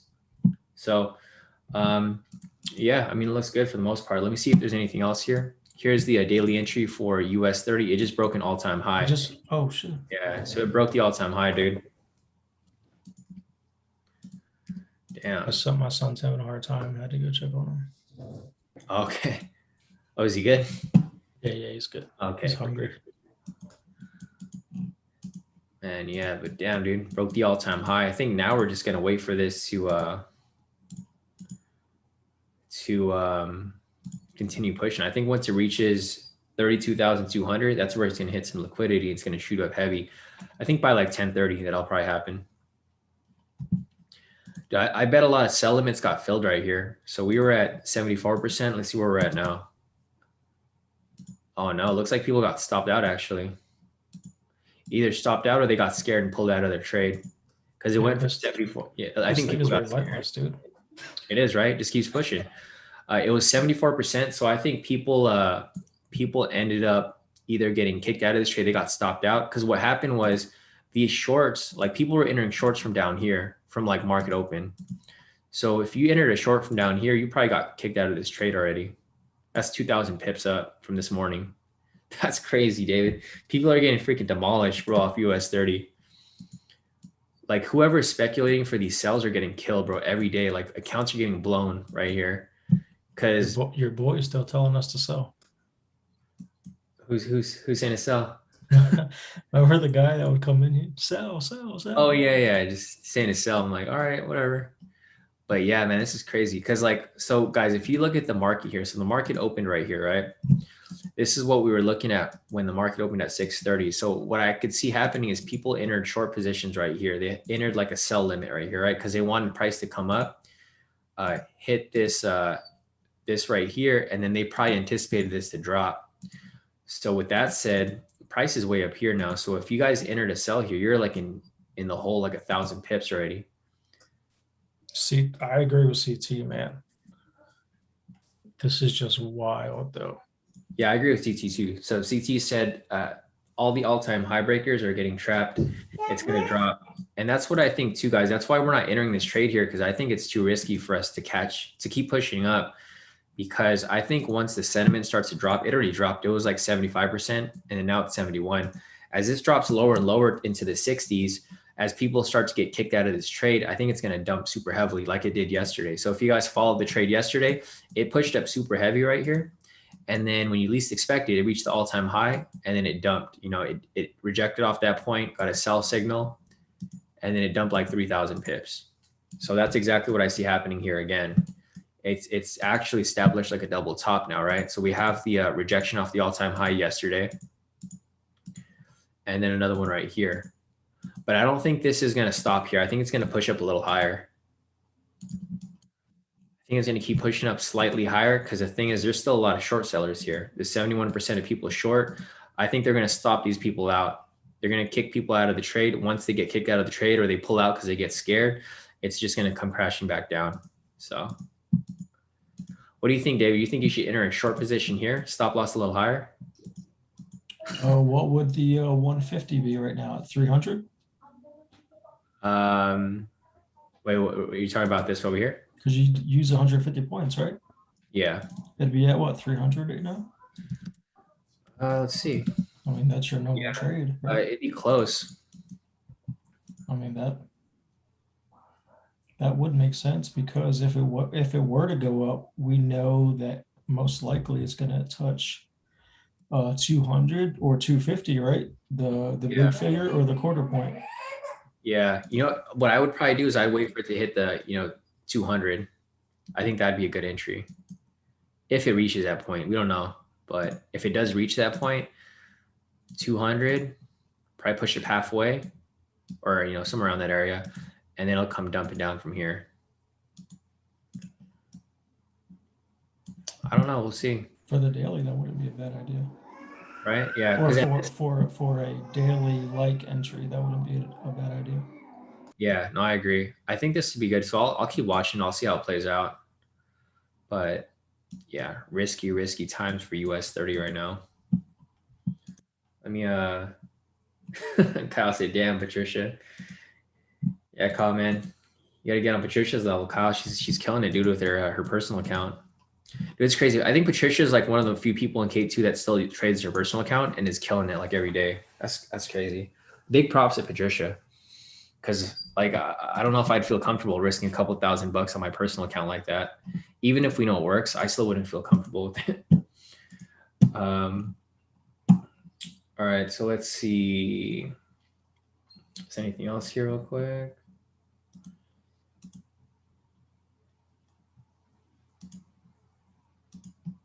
Nice. Yeah, you guys are killing it, guys. Marcus and CT with this little thing that you guys figured out over here. I'm gonna go back on the 1 minute, see what we're looking at over here. So there's no zones up here. The most recent zone would have been right here. All right. So we'll see how this plays out, guys. I'm not in this trade, but if you guys are in this trade, you're currently in profit. But I would be careful because it is at the all-time high now. I think it'll keep pushing up slightly until this number starts to drop. Damn, there's still people tagging on more sells here. So you can see the percentage went up by 1. So people are.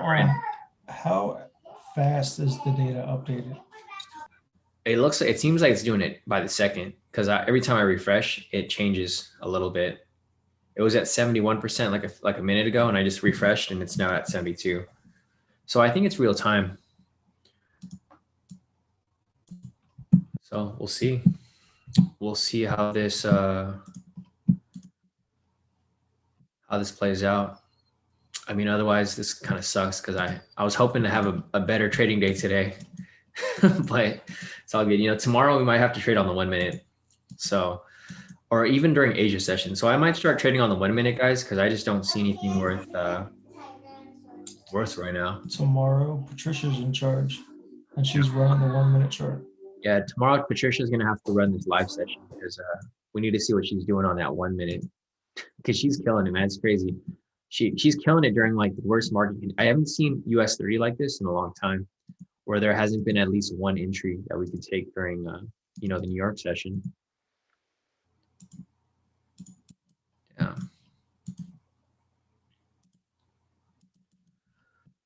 Perfect. Yeah, guys, so it's getting close to 10. I'm going to start looking for some Forex trades possibly if there's anything here. If you guys have any other questions, feel free to put them in the chat. And I can answer them because obviously I'm not taking any specific trades right now, so I don't have anything to really focus on aside from these Forex pairs. So it looks like there's going to be an entry here for odd CAD possibly. See like a 40 pip move right there. So just looking at this here, we have the rejection from this point. We have the buy signal right here. We have the break and close path structure right here. So this would provide for a possible buy entry. So I'm just going to tag that with a highlighter so I know what to look at. Check out the index here for the AXY and for the Canadian dollar, CXY. So yeah, looking at this here, it looks like the AXY is pushing up. This is kind of risky. The reason why this is risky is because this is going sideways and this is going, I mean, it went down, but it looks like it can be swinging back up. So if that becomes the case there, where this swings back up. So here's the thing.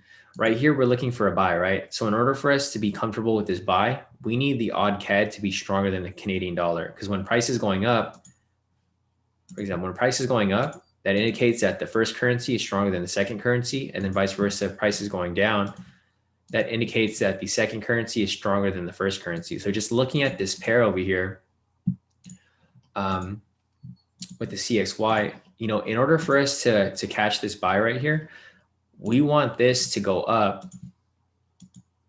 and we want this to go down. So, I mean, looking at this perspective here, it is kind of going down, but it's kind of slowing down, right? It's not necessarily just going straight down. It's going down. Now we're tracing back up. For right here, this is going up, but it's just going sideways overall. So this is going to be a little bit of a risky trade. I'll mark it up, but I'm probably not going to be too convinced to take that trade specifically. For AJPY right here, this is one buy that I was thinking about taking. You know, thankfully I didn't take it because now it's going to some drawdown. We can possibly enter for a late entry here if we really, really wanted to, but it's not necessarily something that I'd be really inclined to take. Reason for that's because, like I mentioned, for AUD USD here, I mean for the Australian dollar, it's just going sideways. It's not going directional. So we want this to go directional in order for us to take this trade. And then looking at the JXY right here, this is actually pushing up too. So if this ends up pushing up and this pushes up, then AJPY is just going to go sideways. This is just going to go this way because they need to go opposite. The JPY, in order for this to go up, we need this to go up and we need this to go down. But this doesn't look like it's going down, right? The JXY is actually going up now. So it's not necessarily something that we really want to look at right now. So let me go back to US 30. Yeah, US 30 is stuck at that all-time high. I think what it's doing right now is it's trapping people. So I think what's happening right here is it's just going to go sideways so that people enter these sells here. So look at this short, 72%. Let me refresh it. It's still at 72, but it looks like more people are starting to enter for some sells because everyone's anticipating this to drop from here, right? So guys, I personally would not enter some sells just yet because I think they're going to just trap people. It looks like they're starting to trap people right here because they're going to push it down. People are going to enter some sells, and then when you least expect it, it's going to shoot right back up like that. And then whoever enters some sells right here, they're going to get stopped out. And then as they get stopped out, it's going to push up even higher. And then as soon as this number drops to maybe like 65%, then we're going to see a huge drop from there. And then all the people that are in the sell right now are going to be pissed because they're going to be like, damn, I should have just waited a little longer or put their stop loss a little higher, right? So we'll see how this plays out. I mean, there's no guarantee this is going to happen, but I think this is what's happening here. They're trying to trap some more sellers into this sell because everyone's looking at this from an all-time high. You know, if you're looking at this and you're like, oh, damn, US 30 is at, like, if I take everything off the chart and you look at this here and you're like, oh, it's at an all-time high, it has to drop, right? That's what everyone's thinking. You don't want to think what everyone's thinking. You want to think the opposite because the institutions, market makers aren't going to let everyone win, right? They're not going to let 72% of retail traders just make a free buck right there. They're not going to be like, oh, here's a free profit, guys. Take our money. They're going to let these people enter the market, and then they're going to spike price up so it hits their stop loss, and then they're going to end up, coming back down. So we'll see how it plays out. But you guys got to look at this from, a psychological perspective. Just think of what other people are thinking and do the opposite, right? Don't do what everyone else is doing, because if you do that, you're probably going to end up, taking some losses, because majority of people don't succeed at trading because they all trade the same way. So just keep that in mind. And, keep an open mind when you guys are analyzing these charts. Don't be stuck on one direction. Like, don't think, oh, it can only go one way. Like it could only go down or it could only go up. You guys got to think of this from a strategic standpoint.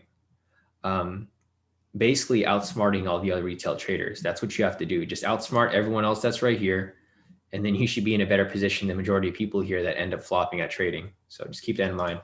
Anyways, so back to what I was looking at earlier. I was looking at these Forex pairs. I don't see anything there for AUD-JPY, so I'm not going to take that. There's nothing there for AUD-NZD, nothing there for AUD-USD, CAD-CHF, nothing there. CAD-JPY, let's see this real quick.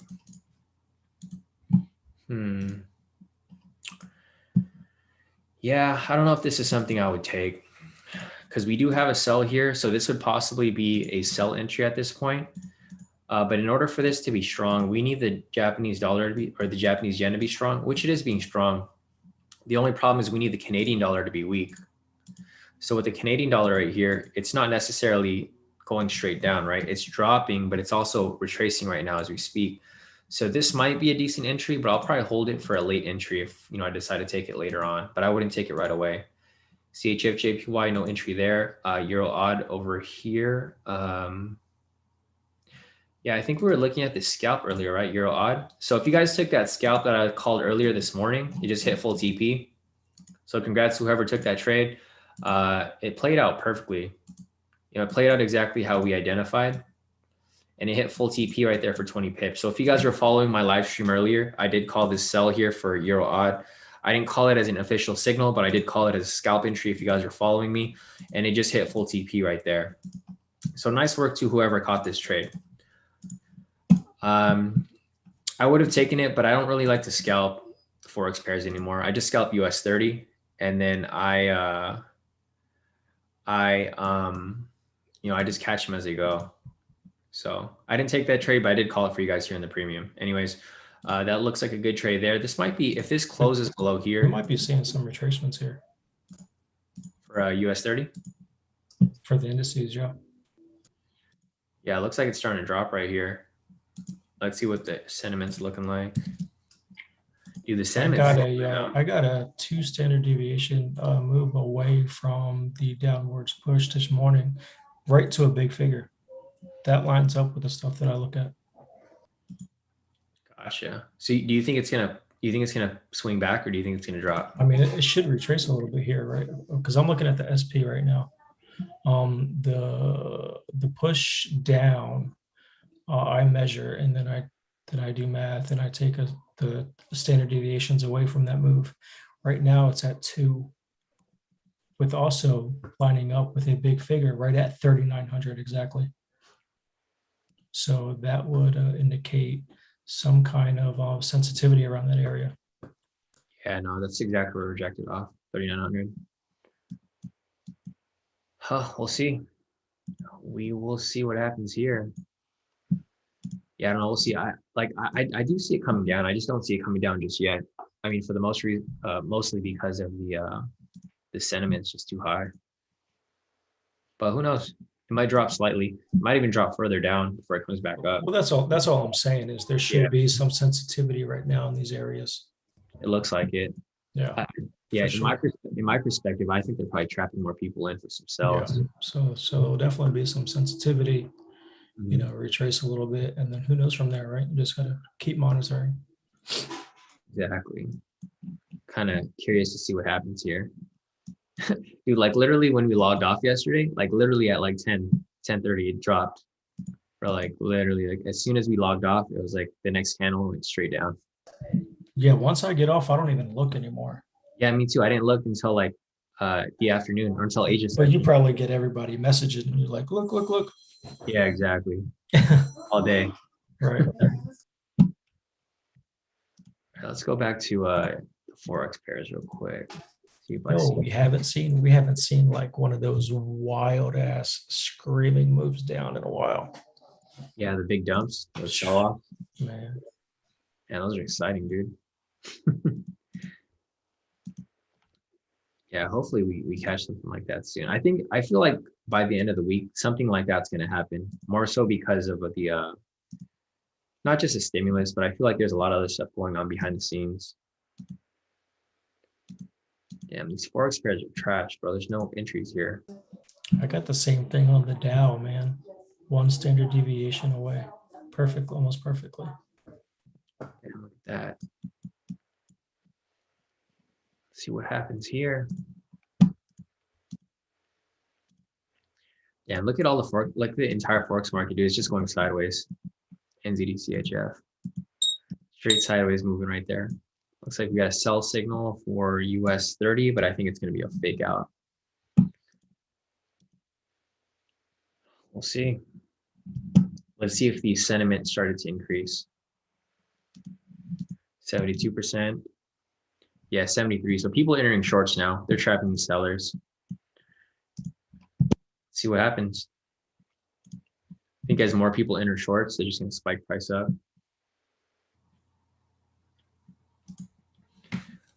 Marcus said, yes, it did drop, but I'd be on here, just look at the whole chart until my eyes cry.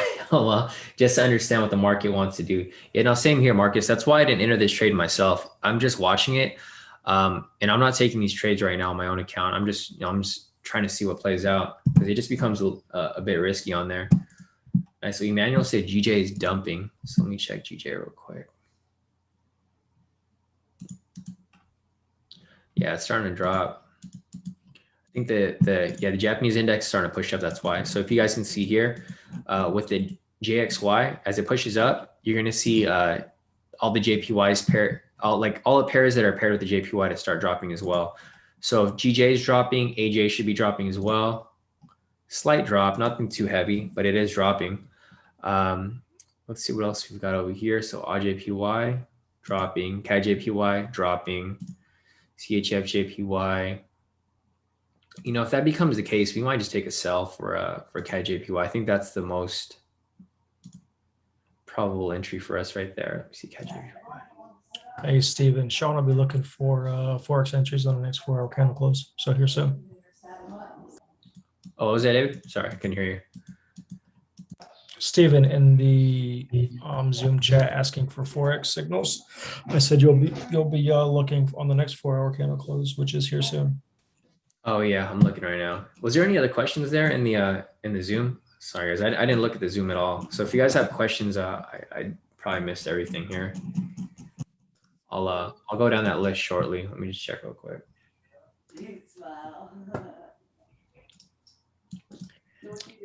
I've been trying to go there when I see the bubble pop up. Gosh, yeah, I haven't bothered looking at it at all. So I'm not sure if anyone. Yeah, I think I looked at everything here that everyone was asking about for the most part. Yeah, because I don't see any questions here that I didn't already cover.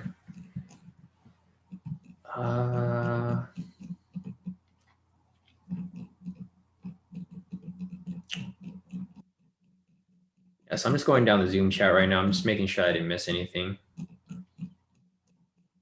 Yeah, so I think that's it. But yeah, Steven, I'm looking for Forex entries right now. I just don't really see much. I might take this in. I might call this right here, this CAD JPY, because the JPY is dropping. And it looks like the Canadian dollar is going to be dropping this way. I mean, the JPY is going up and the Canadian dollar looks like it's dropping. So this might be an entry here. The only problem is that this is a big candle, so it might retrace a little bit. So we might go for a smaller target, maybe 60 pips. So I'll just call this trade for you guys right now. And you guys can see here that all the trades that I call in the premium signals are the same strategy that I'm applying here. So if you guys want to learn these strategies, you guys can learn exactly what I'm doing here. So you guys can see me here call an actual signal for the premium group. I'm applying the same exact strategy. I'm not doing anything different. So you guys can see here, I don't hide the ball. I literally show you guys exactly what we're doing here. And if you guys want to, do the same thing, it's possible. It's not that difficult. The same strategy here, just it's applied on every other asset. It's not that difficult, pretty simple.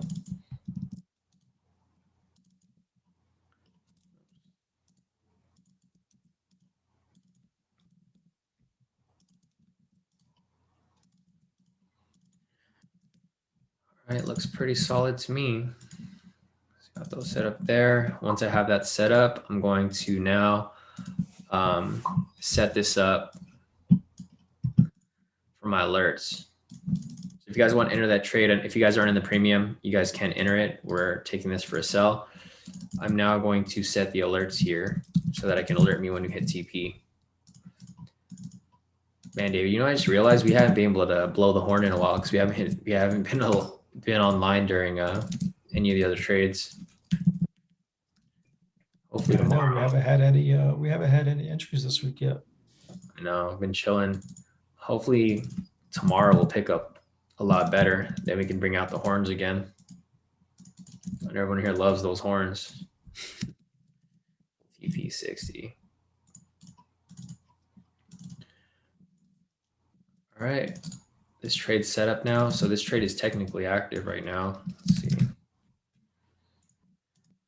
All right, whenever it hits TP, it'll give me an alert. But yeah, I mean, that's pretty much it. There's not really much else for us to look at here.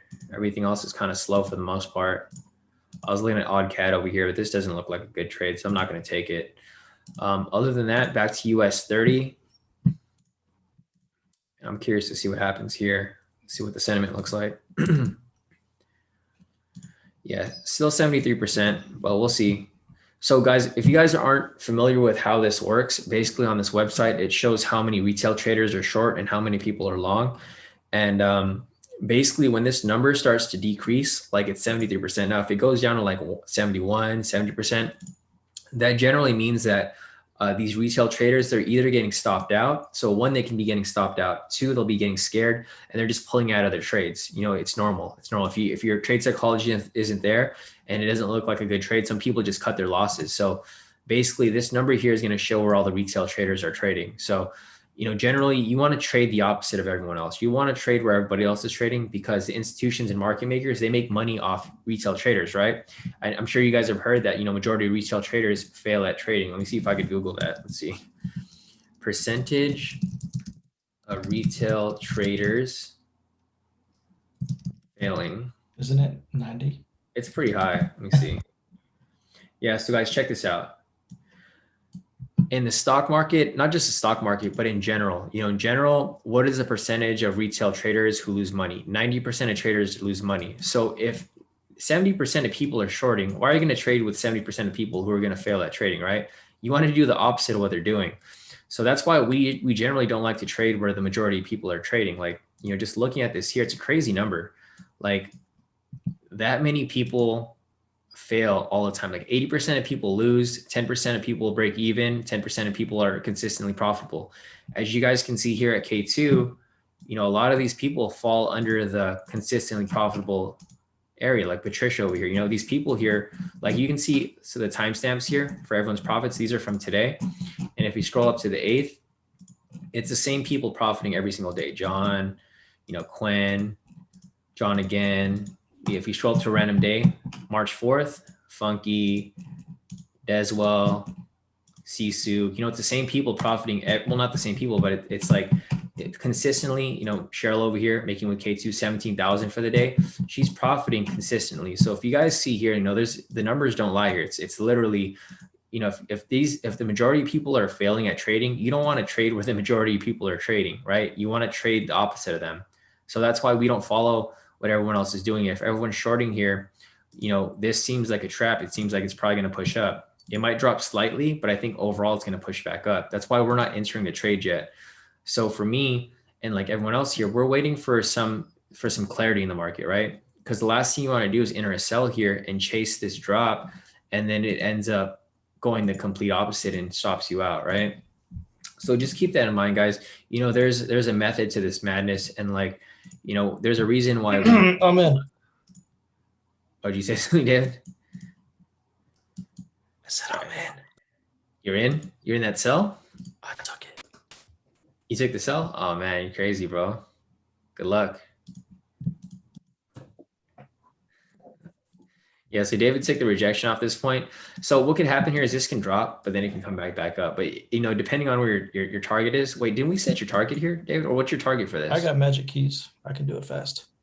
Oh, you're good. Yeah. So you're good. So you're once you get into profit, you're gonna lock in.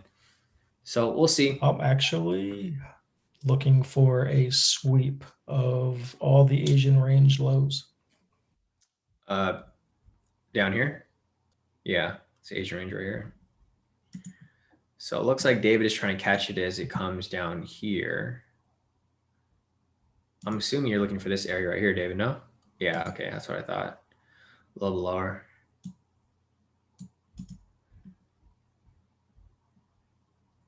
We'll see. See what happens here, man. It's getting close to 10, bro. We shall see, sir. Hey. Actually, I can see that happening because, like, if you guys are familiar with, you know, we've gone over this. Like, US 30 moves in, it moves in different impulses. So, like for example, here usually around like 10:30, it starts to go opposite, and then it'll swing back up or swing, in a certain direction. So like, for example, here, price pushed up halfway. This is the first impulse, and the second impulse could come down here before it ends up swinging back up. But who knows? I mean, I'm not, there's so many different analysis that you guys can play here, and there's so many different things that come into consideration. So we'll see how this plays out. We'll see how many people are short. It's still 73%. So we'll see what happens here, but this is pushing up, looks like, off that daily candle. But yeah, I mean, we'll see. Oh man, David, you're a madman, bro. You in this for a sell. Risk it, risk it. I mean, it's not that bad. If you, like, for example, like we talked about earlier, if you enter a sell here and your stop loss is above the all-time high, it's not that much risk. You're just getting in at a prime price point. I hope. Yeah, I hope so too. We'll see.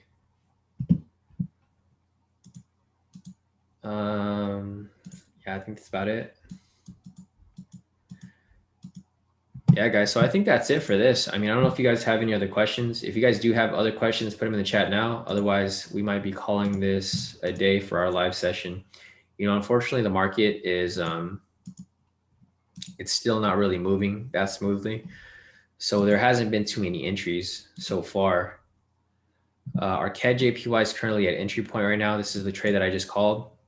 And we're looking for this to play out. Let's see, CT sent me his chart. See what he got here. So CT is looking for, oh, he took a buy here. So nice trades here, CT. Looks like CT took 2 buys right here. He's doing that thing. He's doing the market strategy, the market scalps. Let me pull that up real quick. So let me go over to this. Wow, look at that push up. Okay, I'll probably stay on for like another 30 minutes, guys. I'm kind of curious to see what happens with US 30 here. Because like I mentioned, they're trapping these sellers, and now it's pushing with a strong bullish candle. So we'll follow it. I'm going to go over to the Nasdaq. I'm going to see what CT was looking at, because he sent me his chart right here. He took 3 buys. So he was applying Marcus's little 8-minute strategy that seems to be hitting pretty nicely. So I'm going to go over here. Go on this 1 minute.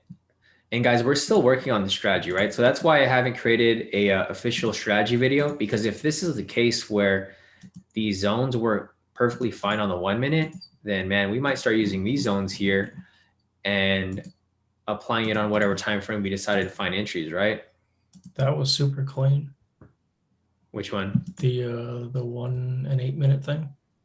Oh yeah, no, super clean, right? I would never would have thought about that. That's like that's like such a random number. I don't know how Marcus even thought about that. Like, is that like your lucky number, Marcus? Are you a Kobe fan? You just went for the 8. 8's like one of my lucky numbers too, but I never thought about going on the time frame for the 8. Some people like trading on the 3 minute too. It's just it's not something I would have thought of. Yeah, I see people use the 15 and the 30-second. Oh, I've seen the 30-second. Yeah, I haven't seen. Oh, the 15-second. That's crazy, dude. I don't know about that. Because if I look here, or actually, it's pretty smooth now that I think about it. See, this is why I need those keys, bro. Just hit my hit some buys. I don't know what you're waiting for. Like, dude, literally, if we were to do that, you can just take buys every time it rejects off the pivot. Buy, move stop loss and profit, profit. Buy, profit, buy, profit. Damn. Soon enough, bro. Soon enough. Trying to figure out which kind of laptop to buy. And I need to figure out how I'm going to place that huge monitor on my table. That's a big monitor. All right, so CT right here sent me his chart on the 8 minute. He took this buy entry. He took 3 right here. So looking at this over here, we have this rejection off here. This is what CT took. That's his first entry right there. Full TP right off that. So nice work off that, CT. He got another entry right here. This is the second entry. There's actually 1, 2, 3, 4, 5, 6. So there's 6 entries here that you could have taken full TPs all around. Check that out. Boom. Full TP again right there. And then CT entered this one as well. I think this green candle right here, right, CT? Let me check your chart out real quick. Looks like you took that red one actually before it. I wonder why my chart looks different. Because it looks like CT had a doji right there. It looks like 2 red candles and then a doji. I'm trying to find it. Oh, okay. So this was pending, I'm assuming. So this is probably pending when you took that trade, CT.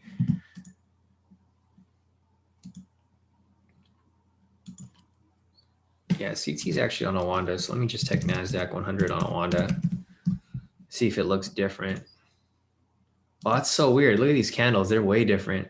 So Awanda over here, that candle is totally different from currency.com candle right here.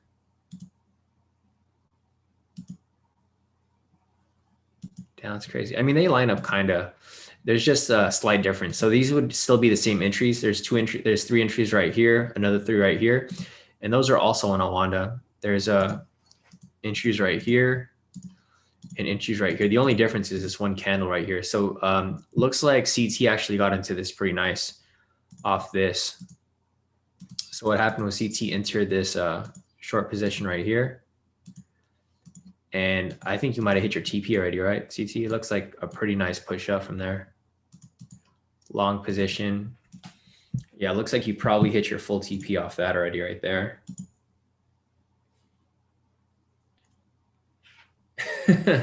Yeah, Marcus said, Marcus and CT strategy for the fam, Shawn. No, definitely. I'm glad you guys figured this out because now I'm going to start looking at it. Nice. So congrats, CT. CT just hit full TP off that trade right there. So nice work, guys. Like you guys can see here that if you guys are in K2 and you guys are part of the family, you know, you guys are, we share everything with each other. Like literally everyone here is profiting. Everyone's killing it. We don't really hide anything here. You know, if we find something that works good, we'll share with each other and we keep locking in profits back and forth, right? So CT over here, he locked these in pretty smooth. And this is something that you guys just brought up today. So nice work by everybody. Let me see if there's anything else here.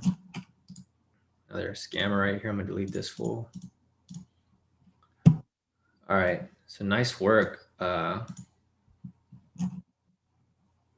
look at Joe over here. Joe trying to follow in Patricia's footsteps. 1 minute. Nice work. So Joe here, see, like I'm not even taking these trades, guys. These are just regular K2 members. Joe over here, Joe Casper, he said he's following in Patricia's footsteps. He took that trade right there on the 1 minute, rejection off the pivot and the structure, full TP. So great work, guys. Great work to the whole team here for locking in these profits.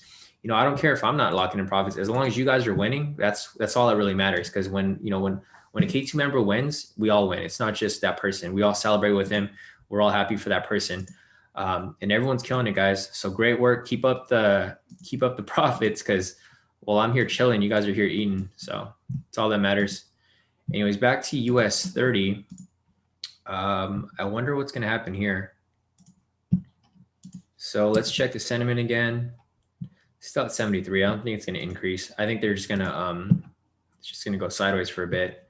But nice work amongst all of you guys for locking in those profits there. Like I'm not locking any profits myself, but you guys are doing pretty good on your own. So let's see what else is here. Shonda said, what's the sweet spot for 8 minutes? Honestly, Shonda, I don't know because I haven't figured it out. Maybe Marcus and CT can answer that for you, but I've never applied it on 8 minute. I would assume it's around maybe 500 or somewhat below 500, maybe like 400 or 450. But it seems like 500 is hitting pretty decent. And this is Nasdaq, so this is different. It'd probably be around 500, it seems like. Yeah, CT said any profit. Any profit's profit, really. There's I mean, I guess you can use 500, but if you look here, let me see this real quick. If you took this one here, yeah, I guess 500 looks pretty solid for the Nasdaq. But you know, like what CT mentioned, any profit's profit. You can just lock in. Okay, cool. So CT uses 301. So that's his sweet spot for the Nasdaq. But I wouldn't know any of the other ones. Marcus said, yeah, but I try all times. Remember to see how all time frames work, but with the K2. But the market strategy is good. I kind of like that. Yeah, exactly, Marcus. We'll have to think of a name for that. We'll think of that Marcus 8-minute scalp. Because that's pretty solid. I think that's pretty cool that you guys figured that out. But other than that, guys, let me see if there's any other questions here. CT says that's what I got, in and out. Nice, nice. That's pretty good, CT. You guys are killing it, man. I'm kind of jealous now because I'm seeing all your guys' profits here, and I kind of wish I was taking those too. But everything is like, everything's moving kind of funky right now. All right, our CAD JPY is not moving at all. It's just flat. Our US 30 is pushing right back up as we speak. But yeah, guys, I think that's about it. So I might be logging off soon, guys. If you guys have any other questions, feel free to put them in the chat. You know, otherwise we'll have to see. Kristen said US 30 coming down. So I don't know if it's coming down just yet, Kristen. I think it's you know, like what I was looking at earlier, what I was looking at was that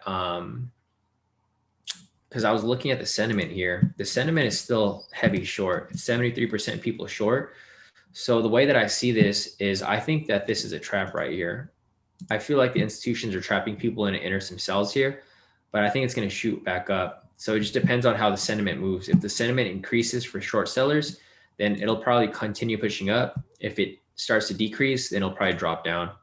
But we really won't know until you know what happens from this point. It is lunchtime right now on the Eastern clock. So I think a lot of like the market's just going to move slow up until maybe 10:30, 11. And then at that point, it'll start to pick up again.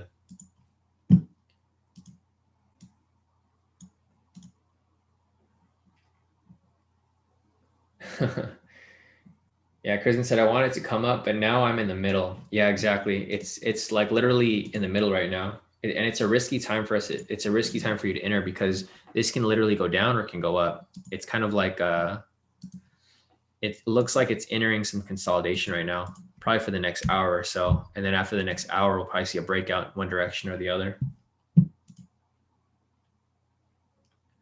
Yeah, CT said markets move well, then 10, 30-minute scalp, market moves slow, 8-1 reduced lots, smaller TPs, basically a flex scalp. Yeah, I definitely see. That's a great way of thinking about it. So I'm probably gonna have to move down to the 1 minute and we'll start looking for some scalps on the 1 minute, probably tomorrow or maybe even today in the afternoon. But yeah, the 10-minute is just not cutting it right now, guys. We've been looking at the 10-minute here for the scalps, and it's literally not cutting it. We're not finding any trades here, which is normal. Market's just not moving smoothly. But yeah, these 8-minute scalps they look pretty nice for the most part. Yeah, Marcus said I do 340 for sweet spot just to give me some space. So me and TT got the same mind frame. But remember, the market do what it do. Exactly. You know, I agree with you guys too. You guys just got to be on point, you know, following how the market's moving and be able to adjust with the market, right? Don't get too focused on like one direction. You know, if the market shifts, you got to shift with the market. You can't just keep praying that's going to go one direction. You got to shift with the market when it gives you hints that, you know, different moves are coming. Hey, Hamizan, how's it going? I haven't seen you in a while. Let's see. Christoph said there's a divergence going on US 30. Yeah, I think CT might have marked that up on his. Let me see CT's chart. I usually don't trade divergence, so I don't know if you sent me a chart CT for US 30. I think you were just trading the Nasdaq today, right? Yeah, so I do see a divergence there. That's probably what you're looking at too, Christoph. This is a divergence from CT yesterday. He identified that drop that was going to happen. It didn't drop fully, but you know, it eventually did slightly. So we'll see. We'll see how this you know, plays out from here.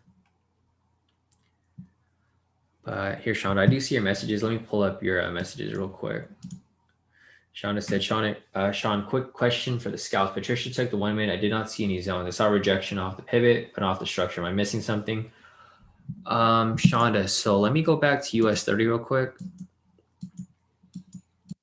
So let me just go over here real quick and I'll show you. So the ones that she took were right here, I believe. Shonda. So there was one right here. Let me just take this off right here. So looking at this green candle right here, I think this is the one she took. It was about an hour ago. So she took this one right here. There is a rejection off the structure and the pivot. So for this green candle right here, the wick is rejecting off the green and yellow pivot, and it's also rejecting off the structure. So this is the one that Patricia took, and it looks like it hit full TP right there for about 500 pips. Took some time, but it did hit. So I think that's the one that she took. I'm not sure if you were looking at a different one, Shonda, but I think this is the one that she was looking at right there. And then your other question is also, I had to step away, missed how to apply the 8-minute scalps. Are we applying the same strategy on the 8-minute? So Shonda, the way that works, this is a strategy that CT and Marcus kind of worked on their own. Basically, they drew the zones on the 1-minute, and then they took the entries on the 8-minute. So like, for example, here, these zones are on the 1-minute, but if you go on the 8-minute right here, this is where they took their entries. So they saw these zones on the 1-minute, but took the entries off the 8-minute right here whenever it broke. So I like, honestly, it's not my strategy, so I don't know what they've been doing, but this is the basic gist of it. It's basically just, rejection off the 1-minute zones and off the pivot off the 8-minute, and then you would take the entry off there. So like, for example, right here, that would be it right there. But I'm not exactly sure, what else they take into consideration, because it's not my strategy. And I literally just saw it right now. So it's not something that I've been looking at. It's just something that we pulled up, just randomly. It's not something that I necessarily apply. So that's it for that. Let me see if there's any other questions here. So like one more question. Sorry, I don't know how to pronounce your name, but you said it's gold up or down. So I can pull up gold. So our CAD JPY is now in profit, guys. It's about to hit TP1 right here. It's on its way down. So this is the trade that I called about 10 minutes ago, or 17 minutes ago, actually, at 10 o'clock. So it's currently pushing down as we speak. Let's see if there's anything else here. So gold's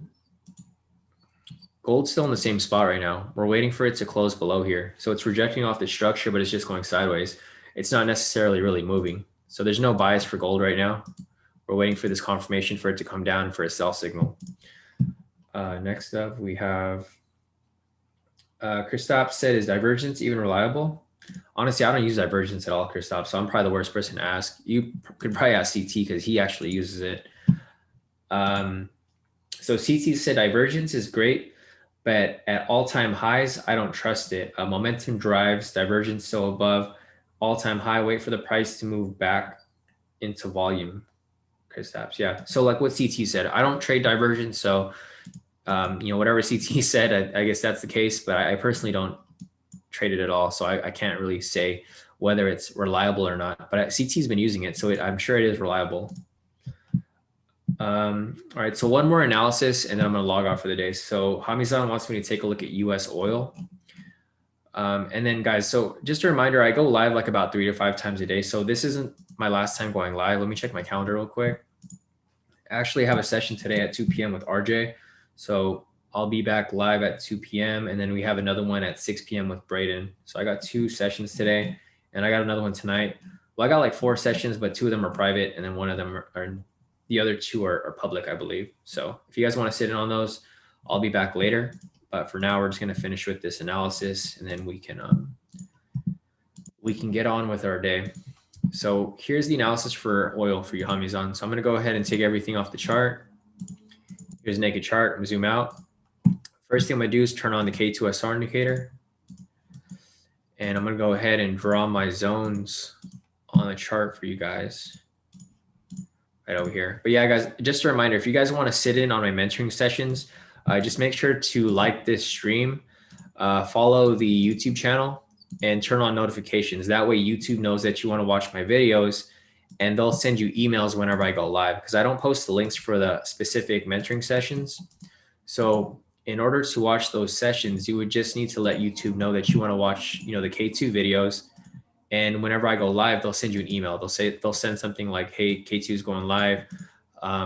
Click this link to sit in on a session. So, and it's completely free. I don't charge for any of these sessions. So if If you guys want to sit in, feel free. If not, it's cool. I'll catch you guys tomorrow morning if that's the case. All right, so here's oil. I want to get the upper zone over here. So we got this upper zone right here. Go back on the 4 hour. So Hamizan, this is what I see right now for US oil. So if I zoom out from this point, you can see that price respects these zones perfectly, right? So you can see from this point right here, price comes up, breaks the zone, comes back down, and then it consolidates before breaking above and above and above, right? So when it breaks above, you can see here. So I'll turn on the momentum indicator. You can see from this point over here, you know, if you have a buy signal here, it pushes up to this next zone, right? As soon as price breaks the zone again, so we have another buy signal here. It breaks the zone. It traces slightly, but then it ends up pushing up all the way where it's supposed to go, right? So same analysis here with this on oil. So basically we have the rejection above here. We have the sell signal right here. And from this point, it did a break and retest, Hamizan, right? So price came down, it retested the structure right here, and then now it's coming back down to here. So this is key right here because we have a bearish bias. Once price reaches this structure right here, it can do one of two things. It can either reject off here and shoot back up, or it can break below and continue down further, right? So Hamizan, I think this would be the critical area right here. So for this point, you want to make sure that this either breaks below here or if it rejects above here, right? So there's two scenarios that can come out. Two scenarios where this can either break below here and continue down further, or it can reject off this point and shoot back up here and just consolidate within this area right here, right? So just keep that in mind, Hamizan, for US oil. We do have a bearish bias, but once it reaches this point right here, so let me just mark this up. So once it reaches this point right here, it could do one of two things. It can either reject off this point, or it can break below here and continue down further, right? There's two different things that can play out here. So just keep that in mind, and just confirm this. So if price breaks below here, then you can take a sell. However, if price rejects off this point and, you know, provides a buy signal, you can take a buy.